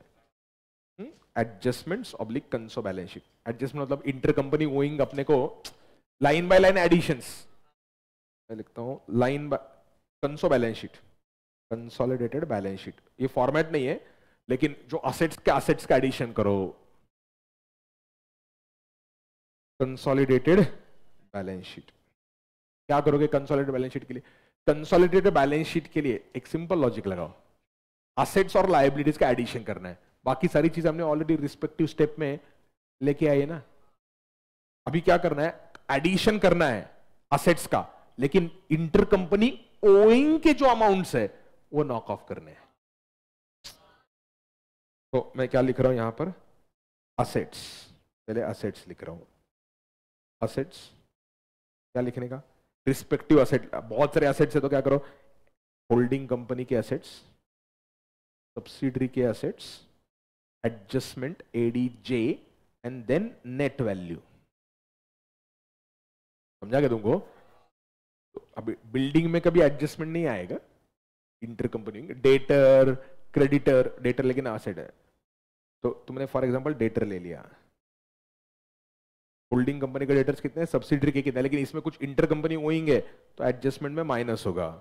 बिल्डिंग में एडजस्टमेंट आता है रिवैल्यूएशन रिजर्व का, बिल्डिंग में होल्डिंग कंपनी का खुद का बिल्डिंग, सब्सिडरी का खुद का बिल्डिंग, और रिवैल्यूएशन रिजर्व में जो तुमने अपवर्ड किया है तो अपवर्ड किया तो ऐड कर, लेकिन डेप्रिसिएशन माइनस कर उसके ऊपर का।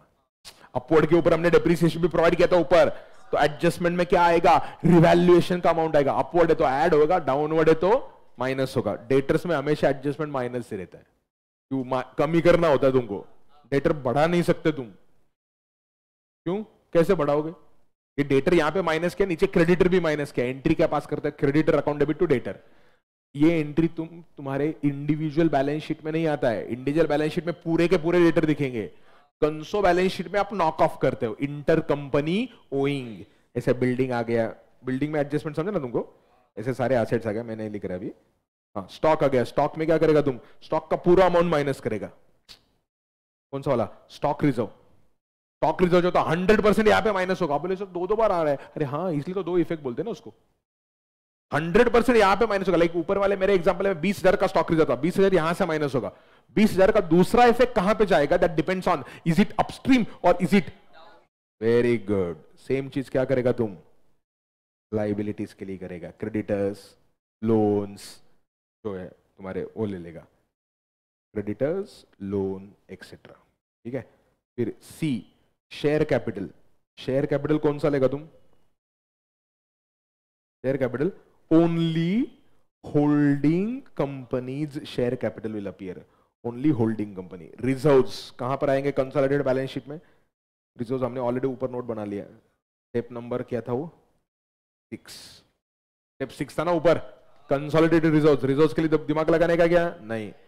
फिर कंसोलिडेटेड बैलेंस शीट में माइनॉरिटी इंटरेस्ट अलग से दिखाना पड़ता है। शेड्यूल 3 में माइनॉरिटी इंटरेस्ट नहीं था, शेड्यूल 3 में शेयर होल्डर फंड था, then there was reserve surplus बैठा शेयर होल्डर फंड में आ गया, share holder fund, share capital, reserve surplus, वो हो गया। माइनॉरिटी इंटरेस्ट का अलग से लाइन दिखाने का, माइनॉरिटी इंटरेस्ट स्टेप नंबर क्या था, 4। स्टेप 4 से हिसाब से माइनॉरिटी इंटरेस्ट ले लो। ये स्पेशल आइटम्स है जो हमने ऑलरेडी ऊपर लाए हैं। एनालिसिस ऑफ रिजर्व्स नहीं आता वो, स्टेप 3। स्टेप 1 2 कुछ काम का नहीं था, 3 गायब हो गया, 4 हो गया। 5 नंबर क्या था, कॉस्ट ऑफ कंट्रोल। हाँ, एक चीज याद रखना, कॉस्ट ऑफ कंट्रोल सबसे इंपॉर्टेंट। ये एग्जाम में मिस्टेक होता है, मेरे से भी हुआ था एक बार क्लास में, तुमको याद होगा तो। कैपिटल रिजर्व आता है कॉस्ट ऑफ कंट्रोल में, तो कैपिटल रिजर्व कंसो रिजर्व में ऐड करना मत भूलना। हेडलाइन लिखो, if cost of control results into capital reserve, then cost of control results into, क्या लिखा तुमने, capital reserve, then add that capital reserve in conso reserves, add that capital reserve in consolidated reserves, add that capital reserve in conso reserves,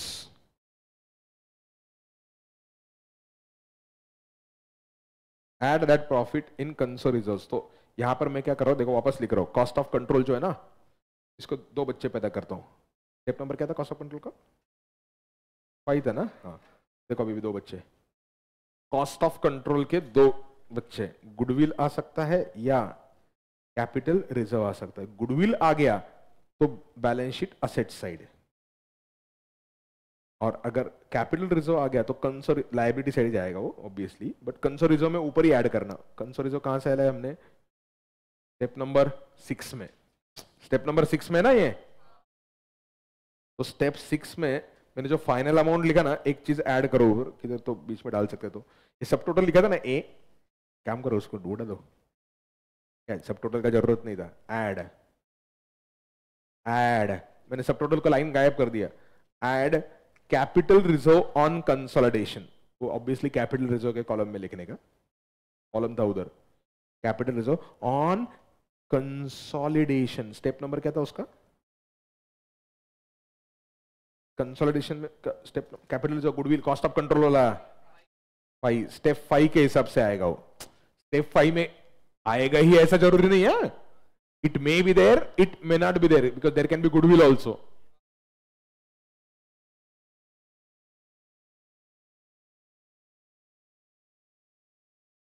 हो गया, खत्म हो गया chapter, तो balance sheet खत्म हो गया। P&L बहुत लल्लू रहे हैं P&L में। हाँ, अब इसमें एक एडिशनल एडजस्टमेंट क्या आता है, losses of minority should be borne by holding company. अगर माइनॉरिटी इंटरेस्ट निगेटिव हो गया, एक एडजस्टमेंट बोल रहा हूं, इसके ऊपर एक क्वेश्चन है, किया हुआ है तुमने जाके, if minority interest comes out to be negative, we should not show negative, we should show 0. The losses of minority will be adjusted against holding company's share. But later on, if the subsidiary company makes a profit and the minority interest becomes positive again, then to the extent minority's losses are borne by holding company, we will not pay the profit to minority. ऐसा एक specific question है, बहुत basic है, हमने class में बहुत simple presentation किया है उसका, या मॉड्यूल में भी वो क्वेश्चन है, एग्जाम में भी ये क्वेश्चन आ चुका है। बस हो गया तुम्हारा बैलेंस शीट वाला चीज। P&L वाला चीज आता है, मैं आपको एक बार क्विकली दिखाता हूँ सारी चीजें।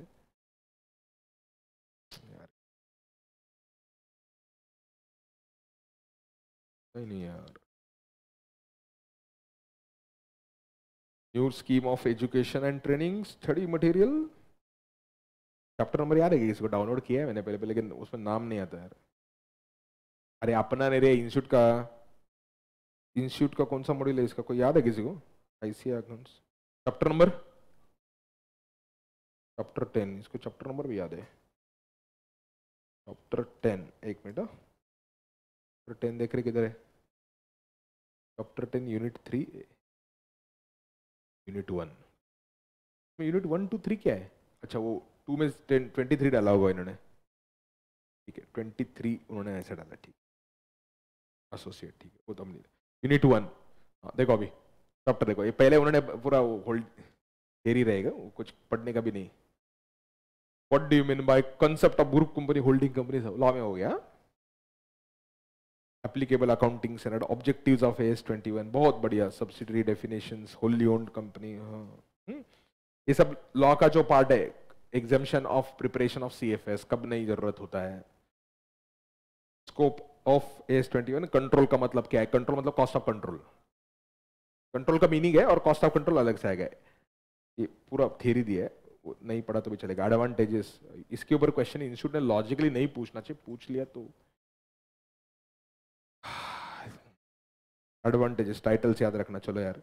Single document, intrinsic value of share, fair value of share आप निकाल सकते हो, एक्विजिशन ऑफ सब्सिडरी, आया एडवांटेज मालूम नहीं, evaluation of holding company in the market, ऐसे लिखने का है। कंसोलिडेशन प्रोसीजर्स, ये प्रोसीजर दिया, लाइन बाय लाइन ऐड करना है। मेजर एडजस्टमेंट्स क्या है, गुडविल, कैपिटल रिजर्व सिखाया क्या, माइनॉरिटी इंटरेस्ट सिखाया क्या, कंसोलिडेटेड रिजर्व सिखाया क्या, डिस्पोजल ऑफ सब्सिडरी सिखाया क्या, नहीं सिखाया, क्यों? नीचे पढ़ना line.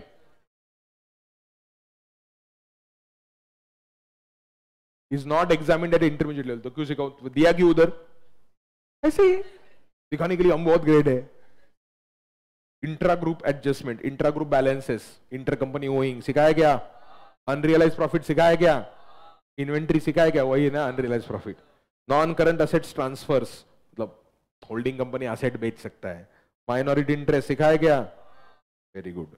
Calculation of cost of control सिखाया, उसके ऊपर एक क्वेश्चन है इधर, ये क्वेश्चन हमने सारे किए हुए हैं क्लास में, you should go and do the audit. आज सिर्फ क्या करना है तुमने, अभी ये पढ़ लिया ना तुमने पूरे कंसेप्ट कर लिए, अभी तुम इमीडिएटली घर पे जाके खाना खाओ, या तुम घर पे है तो घर पे खाना खा लो, टट्टी बिट्टी करना है कर लो, फिर अच्छे से पढ़ाई करने को बैठ जाओ।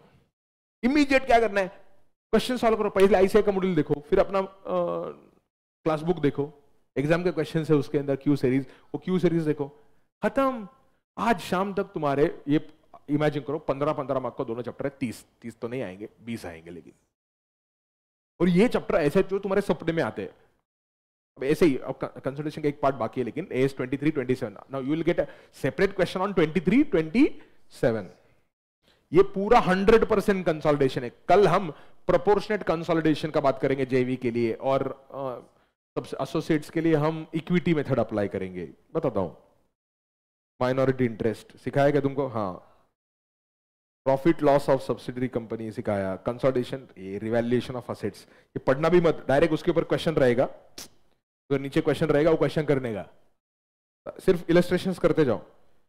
डिविडेंड रिसीव्ड फ्रॉम सब्सिडी, इतना ऐसा चार्ट बना के दिया है, सिंपल। मैंने आपको क्या बोला, करेक्टली अकाउंट किया तो चुप बैठ, गलत अकाउंटिंग किया है तो क्या कर, प्रॉफिट्स में से माइनस कर होल्डिंग कंपनी के, और इन्वेस्टमेंट में से भी माइनस कर। अब बोले दोनों माइनस कैसे हो रहे सर, एक प्लस होना चाहिए, एक ऐड होना चाहिए। अरे एक माइनस जो होता है, प्रॉफिट में से माइनस किया मतलब प्रॉफिट को डेबिट किया, इन्वेस्टमेंट से माइनस किया मतलब इन्वेस्टमेंट को क्रेडिट किया, तो बराबर डेबिट क्रेडिट होता है। नहीं क्या है ना, कुछ लोगों को माइनस माइनस दोनों माइनस कैसे हो रहा है, ये इतना दिया हुआ है, ये अब बिल्कुल मत पढ़ना, जिसको पढ़ना है और कंफ्यूज होना है बिल्दास पढ़ो। तो ये डिविडेंड का क्या है ये, हाँ ये डिविडेंड का एडजस्टमेंट है। अब डिविडेंड जब डिक्लेयर किया जाता है ना, वो प्री में से दिया है या पोस्ट में से दिया है, कभी कभी क्लैरिटी नहीं होता, तो आप अजम्पशन करके चले जाने का आगे। क्वेश्चन है, ठीक है। तो ये सारे क्वेश्चंस आपको मॉड्यूल में दिए हुए, शुड सॉल्व और you should do the audit of all the questions. Maximum मैं तुमको बोलूं, ये सारे क्वेश्चंस ऑडिट करने के लिए तुमको लगेगा 2 घंटा, खुद बैठोगे तो फटाफट ऐसा म्यूजिक लगाना है, म्यूजिक लगाओ, दोपहर का टाइम है तो म्यूजिक लगाना है, म्यूजिक लगा के बैठो, इधर नहीं लगा सकते तो हेडफोन है तुम्हारे पास तो बाकी के लोगों को डिस्टर्ब नहीं होना चाहिए। तो ये करना है। अब P&L देखो, ये सारे क्वेश्चंस है, इसमें लॉसेस वाला एडजस्टमेंट किधर है, नीचे। हाँ ये पहले बैलेंस शीट के क्वेश्चंस है और फिर स्पेशल एडजस्टमेंट, शेड्यूल 3 है, स्पेशल एडजस्टमेंट नीचे दिया उन्होंने वापस। ये सारे, ये अब बोलो इतने इतने पेजेस सारे, वो एक क्वेश्चन ही 5-6 पेजेस चलता है, और फॉर्मेटिंग उनका इतना, और उसमें भी नोट्स टू अकाउंट बना दिए लोग।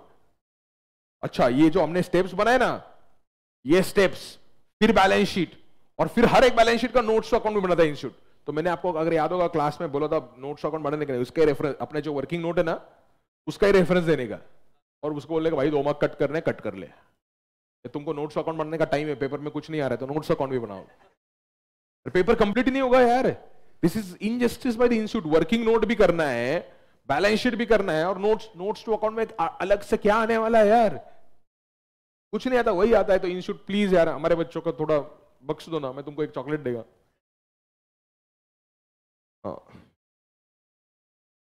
ये elimination, intra group transaction, upstream downstream. देखो अपस्ट्रीम में इंस्टीट्यूट ने क्या लिखा है, unrealised profit eliminated from holding and minority. दूसरा अल्टरनेटिव एक है एवरीथिंग फ्रॉम होल्डिंग, बट वो फॉलो नहीं करना है क्योंकि अपने इंस्टीट्यूट ने क्या दिया है, होल्डिंग एंड माइनॉरिटी लिखा है, and corresponding adjustment for decrease in inventory. Obviously downstream में everything from holding company in full and corresponding adjustment सिखा दिया। अलाइनमेंट ऑफ रिपोर्टिंग डेट कुछ नहीं करना है, प्रॉब्लम ही नहीं उसके ऊपर। वो बीच में लॉसेस का किधर तो गया था, कंसोलिडेटेड P&L। कंसोलिडेटेड P&L मतलब क्या है, line by line addition, line by line addition. लेकिन एक दिक्कत आती है मात्र, इसमें है क्या नहीं मॉड्यूल में क्वेश्चन मालूम नहीं, हाँ डिविडेंड ऐसे नहीं होगा, ये क्वेश्चन करना है अभी, सुन लो इंपॉर्टेंट है, सुन ले लो मात्र 5-1 मिनट लगे। एक ही क्वेश्चन है मेरे हिसाब से P&L का, बस। कंसोलिडेटेड कैश फ्लो स्टेटमेंट, डरना मत, क्वेश्चन नहीं है उसके ऊपर, उन्होंने सिर्फ कैश फ्लो स्टेटमेंट का फॉर्मेट दिया वापस, तो वो तुम्हारा कैश फ्लो स्टेटमेंट चैप्टर में ही था ना, कुछ है नहीं। यूनिफॉर्म अकाउंटिंग पॉलिसीज, हाँ ये तो ये घटिया क्वेश्चन याद करना, इसमें ना सच में होल्डिंग कंपनी और सब्सिडरी की अकाउंटिंग पॉलिसी अलग हो सकती है। अब इसमें जो क्वेश्चन इंस्टीट्यूट ने दिया ना, उसमें बैड एंड डाउटफुल डेट्स का एक क्वेश्चन है, ट्रेड होल्डिंग कंपनी या सब्सिडरी में भी, I don't remember who is it, one company deducts 1% as a provision for doubtful debt, other company does not deduct. It's okay, it is not a difference in accounting policy, but these board of studies people have treated it as a difference in accounting policy. Please read your own accounting standard number 5. Provision for doubtful debt is not accounting policy, is accounting estimate, but ultimately ये follow करना पड़ेगा। इसमें ना ये पूरा question ही गलत है। ये इन्वेंट्री का डिफरेंस है, उसमें भी फीफो और लीफो था मेरे हिसाब से, अभी वेटेड एवरेज किया क्या चेंज इन्होंने, हाँ चेंज किया है। इन्वेंट्री का ये करेक्ट है, बी पॉइंट करेक्ट है, सी गलत है, डी भी गलत है। प्रीपेड एक्सपेंसेस में एडवर्टीजमेंट एक्सपेंडिचर है, तो ये यूनिफॉर्मिटी ऑफ अकाउंटिंग पॉलिसी वाला पॉइंट करना ठीक है। Treatment of subsidiary company having preference share capital, कुछ नहीं है, समरी हो गया चैप्टर। पीएनएल पे आने दो मेरे को, हाँ ये पॉइंट मेरे को एक एक्सप्लेन करने दो बस। देखो एक क्वेश्चन दिया, मस्त क्वेश्चन है। पीएनएल में आप लाइन बाय लाइन आइटम करो, एडजस्ट करोगे और इंटर कंपनी ट्रांजैक्शंस एलिमिनेट करोगे। मतलब होल्डिंग ने सब्सिडरी को सेल किया, होल्डिंग के बैलेंस शीट में सेल्स दिख रहा है, सब्सिडरी सॉरी पीएनएल में, होल्डिंग के पीएनएल में सेल्स दिख रहा है, सब्सिडरी के पीएनएल में परचेज दिख रहा है। तो आपको सेल्स भी एडजस्ट करना पड़ेगा, परचेज भी एडजस्ट करना पड़ेगा, इंटर कंपनी नहीं दिखा सकते। ठीक है, सेल्स एंड अदर इनकम ऐसा दिया है, सेल्स और अदर इनकम कोई क्लब नहीं लिखता है। This is the level, sales and other income have to be shown separately, question में नहीं दिया तो ऐसे ही 5 और 1 6000 अज्यूमिंग नो एडजस्टमेंट, लेकिन नीचे एडजस्टमेंट है, अदर इनकम के कुछ एडजस्टमेंट्स है। Increase in inventory, closing stock is more than opening stock. If closing stock is more than the opening stock, I hope you remember it is reduction of expense. It is a reduction of expenditure. Do you understand it is reduction of expenditure?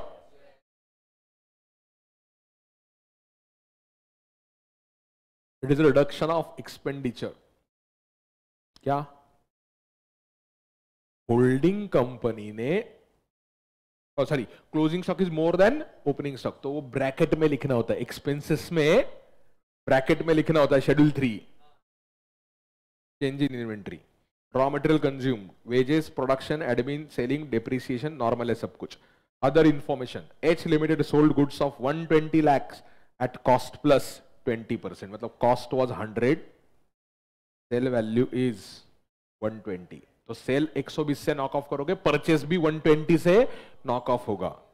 But उसमें से कितने good stock में, 24 लाख के good stock में 24 out of 120 is 20%, 20% goods are in stock, तो total profit कितना हो गया तुम्हारा 20, टोटल प्रॉफिट 20 था, 20 का 20% इज 4 का क्या है स्टॉक रिजर्व। बट अपने को क्या करना है स्टॉक रिजर्व यहाँ पर, हाँ स्टॉक में सब नहीं है, करना है जो इन्वेंट्री ऊपर दिया है ना ये गलत रहेगा इन्वेंट्री, इसमें से आपको स्टॉक रिजर्व माइनस करना पड़ेगा। कितने का स्टॉक रिजर्व आएगा 4 का, जा गया, because this 24 is included in the stock of either, किसने किसको बेचा, एच ने एस को बेचा, तो एस के स्टॉक में 24 लाख है, 24 में कितना प्रॉफिट है 4 लाख, तो 4 लाख का प्रॉफिट आपको क्या करना है, एलिमिनेट करके ही चेंज इन स्टॉक निकालना है। ये पहला एडजस्टमेंट हो गया। Admin expenses include 5 lakh paid to H, मतलब एक के केस में 5 लाख का इनकम है, एक के केस में 5 लाख का एक्सपेंस है, एडमिन एक्सपेंस में से माइनस करो। Selling and distribution include 10 lakh as a commission, तो 10 लाख इनकम में से माइनस करो, 10 लाख एक्सपेंस में से भी माइनस करो। तो पहले देखो रेवेन्यू फ्रॉम ऑपरेशंस, अच्छा और एक एडजस्टमेंट है, H owns 80% shares of S, 1000 lakh का शेयर कैपिटल है, तो उसका 800 लाख इनके पास है। एच लिमिटेड है took to the credit of the P&L proportionate amount of dividend declared and paid by S Limited for the year 2001-2, उन्होंने कुछ तो डिविडेंड डिक्लेयर किया, कितना अमाउंट ही नहीं लिखा, सही है करेक्ट है, क्यों एक्विजिशन कब हो गया होगा मालूम नहीं ना, 2021-22, acquisition might have been done earlier, so it is a post acquisition dividend, post acquisition dividend should go to the profit and loss account of whom, of holding company. Post acquisition dividend में दिक्कत है ही नहीं ना। तो ये line क्या दिया है, मामू बनाने के लिए, ये क्या दिया है बच्चों, MBKL, मामू बनाने के लिए दिया है, कुछ करना ही नहीं इसका। प्री एक्विजिशन था तो फिर मैं उसको रेक्टिफाई करता था। रेवेन्यू फ्रॉम ऑपरेशंस देखो कैसे निकाला है, 5000 प्लस 1000 जो ट्रायल बैलेंस में दिया था ऊपर 6000, फिर वो सेल्स 120 का माइनस किया, कंसल्टेंसी फी माइनस किया, 10 का कमीशन माइनस किया। दूसरा इफेक्ट एक्सपेंसेस में भी जाएगा, ये 3 यहां से माइनस हो गए तो 3 नीचे एक्सपेंसेस में भी माइनस हो गए, आ गया। रॉ मटेरियल कंज्यूम 800 प्लस 200, 1000 में से 120 परचेस माइनस किया, समझा। प्रोडक्शन एक्सपेंसेस उसमें से कुछ माइनस नहीं किया। इन्वेंट्री में से 4 माइनस किया, कौन सा 4, प्रॉफिट। तो inventory, increase in inventory is not 1200, increase in inventory is 11। Employ benefit expenses as it is लिया, finance cost as it is लिया, डेप्रिसिएशन टोटल ले लिया, अदर एक्सपेंस एडमिन एक्सपेंस में से 5 चला गया, सेलिंग में से 10 चला गया, समझा क्या तुमको। डिविडेंड का कुछ किया क्या मैंने, नहीं, क्यों नहीं किया, पोस्ट एक्विजिशन डिविडेंड है, अमाउंट भी नहीं दिया, और दिया होता तो भी मैं चुप बैठा था। P&L देखो, रेवेन्यू फ्रॉम ऑपरेशंस नीचे से आया, raw material consume, change in inventory minus लिखा है, एम्प्लॉय बेनिफिट फाइनेंस कॉस्ट ये हेडिंग है, depreciation and amortisation and other expenses, ये शेड्यूल 3 का फॉर्मेट है, प्रॉफिट बिफोर टैक्स, टैक्स दिया ही नहीं क्वेश्चन में, टैक्स दिया ही नहीं क्वेश्चन में, क्या करोगे, कुछ नहीं। डिविडेंड के ऊपर और कहीं नीचे क्वेश्चन है क्या, डिविडेंड दिया हुआ, क्योंकि ये पहले गलत सॉल्व कर देता, अभी ये नया मॉड्यूल है, अगर आपने ये डिविडेंड के पुराने एग्जाम के सॉल्यूशंस देखे, शायद क्यू सीरीज में आपको जो आईसीआई का पुराना सॉल्यूशन मिला कुछ तो गलत सॉल्यूशन है, वो डिविडेंड देते थे और कुछ भी करते थे अपने हिसाब से। तो एक दो क्वेश्चंस आपको क्यू सीरीज में मिलेंगे पुराने सिलेबस के, जो अतरंगी मतलब नेक्स्ट लेवल अतरंगी क्वेश्चंस है, तो उनको देखो, इग्नोर करो। प्लस एक क्वेश्चन आपको एग्जाम में आया 2021 में था, कहीं तो क्वेश्चन आया, मैंने अभी अभी अश्योर बोला ना, subsidies acquired in between the year और कंसोलिडेटेड P&L पूछा है, तो सब्सिडरी का सेल्स जो लेना है या जो एक्सपेंसेस लेना है, you should take up only proportionately. Institute ने 100% लिया है, 100% लिया है इंस्टीट्यूट ने। आप बोलेंगे क्यों, मुझे नहीं मालूम यार, है वो, आप सॉल्यूशंस एग्जाम के सॉल्यूशंस देखोगे तो आपको समझ में आएगा। तो अभी क्या करेगा तुम आज जाके, खाना खाओ और लेक्चर है तो इमीडिएटली क्या करो, आईसीए के मॉड्यूल के क्वेश्चंस का ऑडिट करो, मॉड्यूल तुम्हारे पास फिजिकल है तो पढ़ो, घर पे जो है जो क्लास में क्वेश्चंस किए वो करो। आज रात 12 बजे तक या जब भी आप सोओगे तो उसके पहले तक आप ये क्या करो, खत्म करो। 23, 27 विल डिस्कस टुमारो। बाय।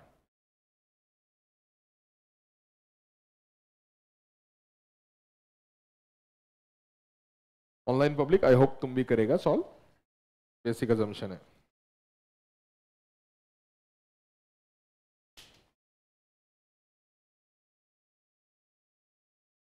लिख रहे हैं स्टूडेंट्स देख रहे हैं, but sir only 14 likes, like कर दो यार, ठीक है यार,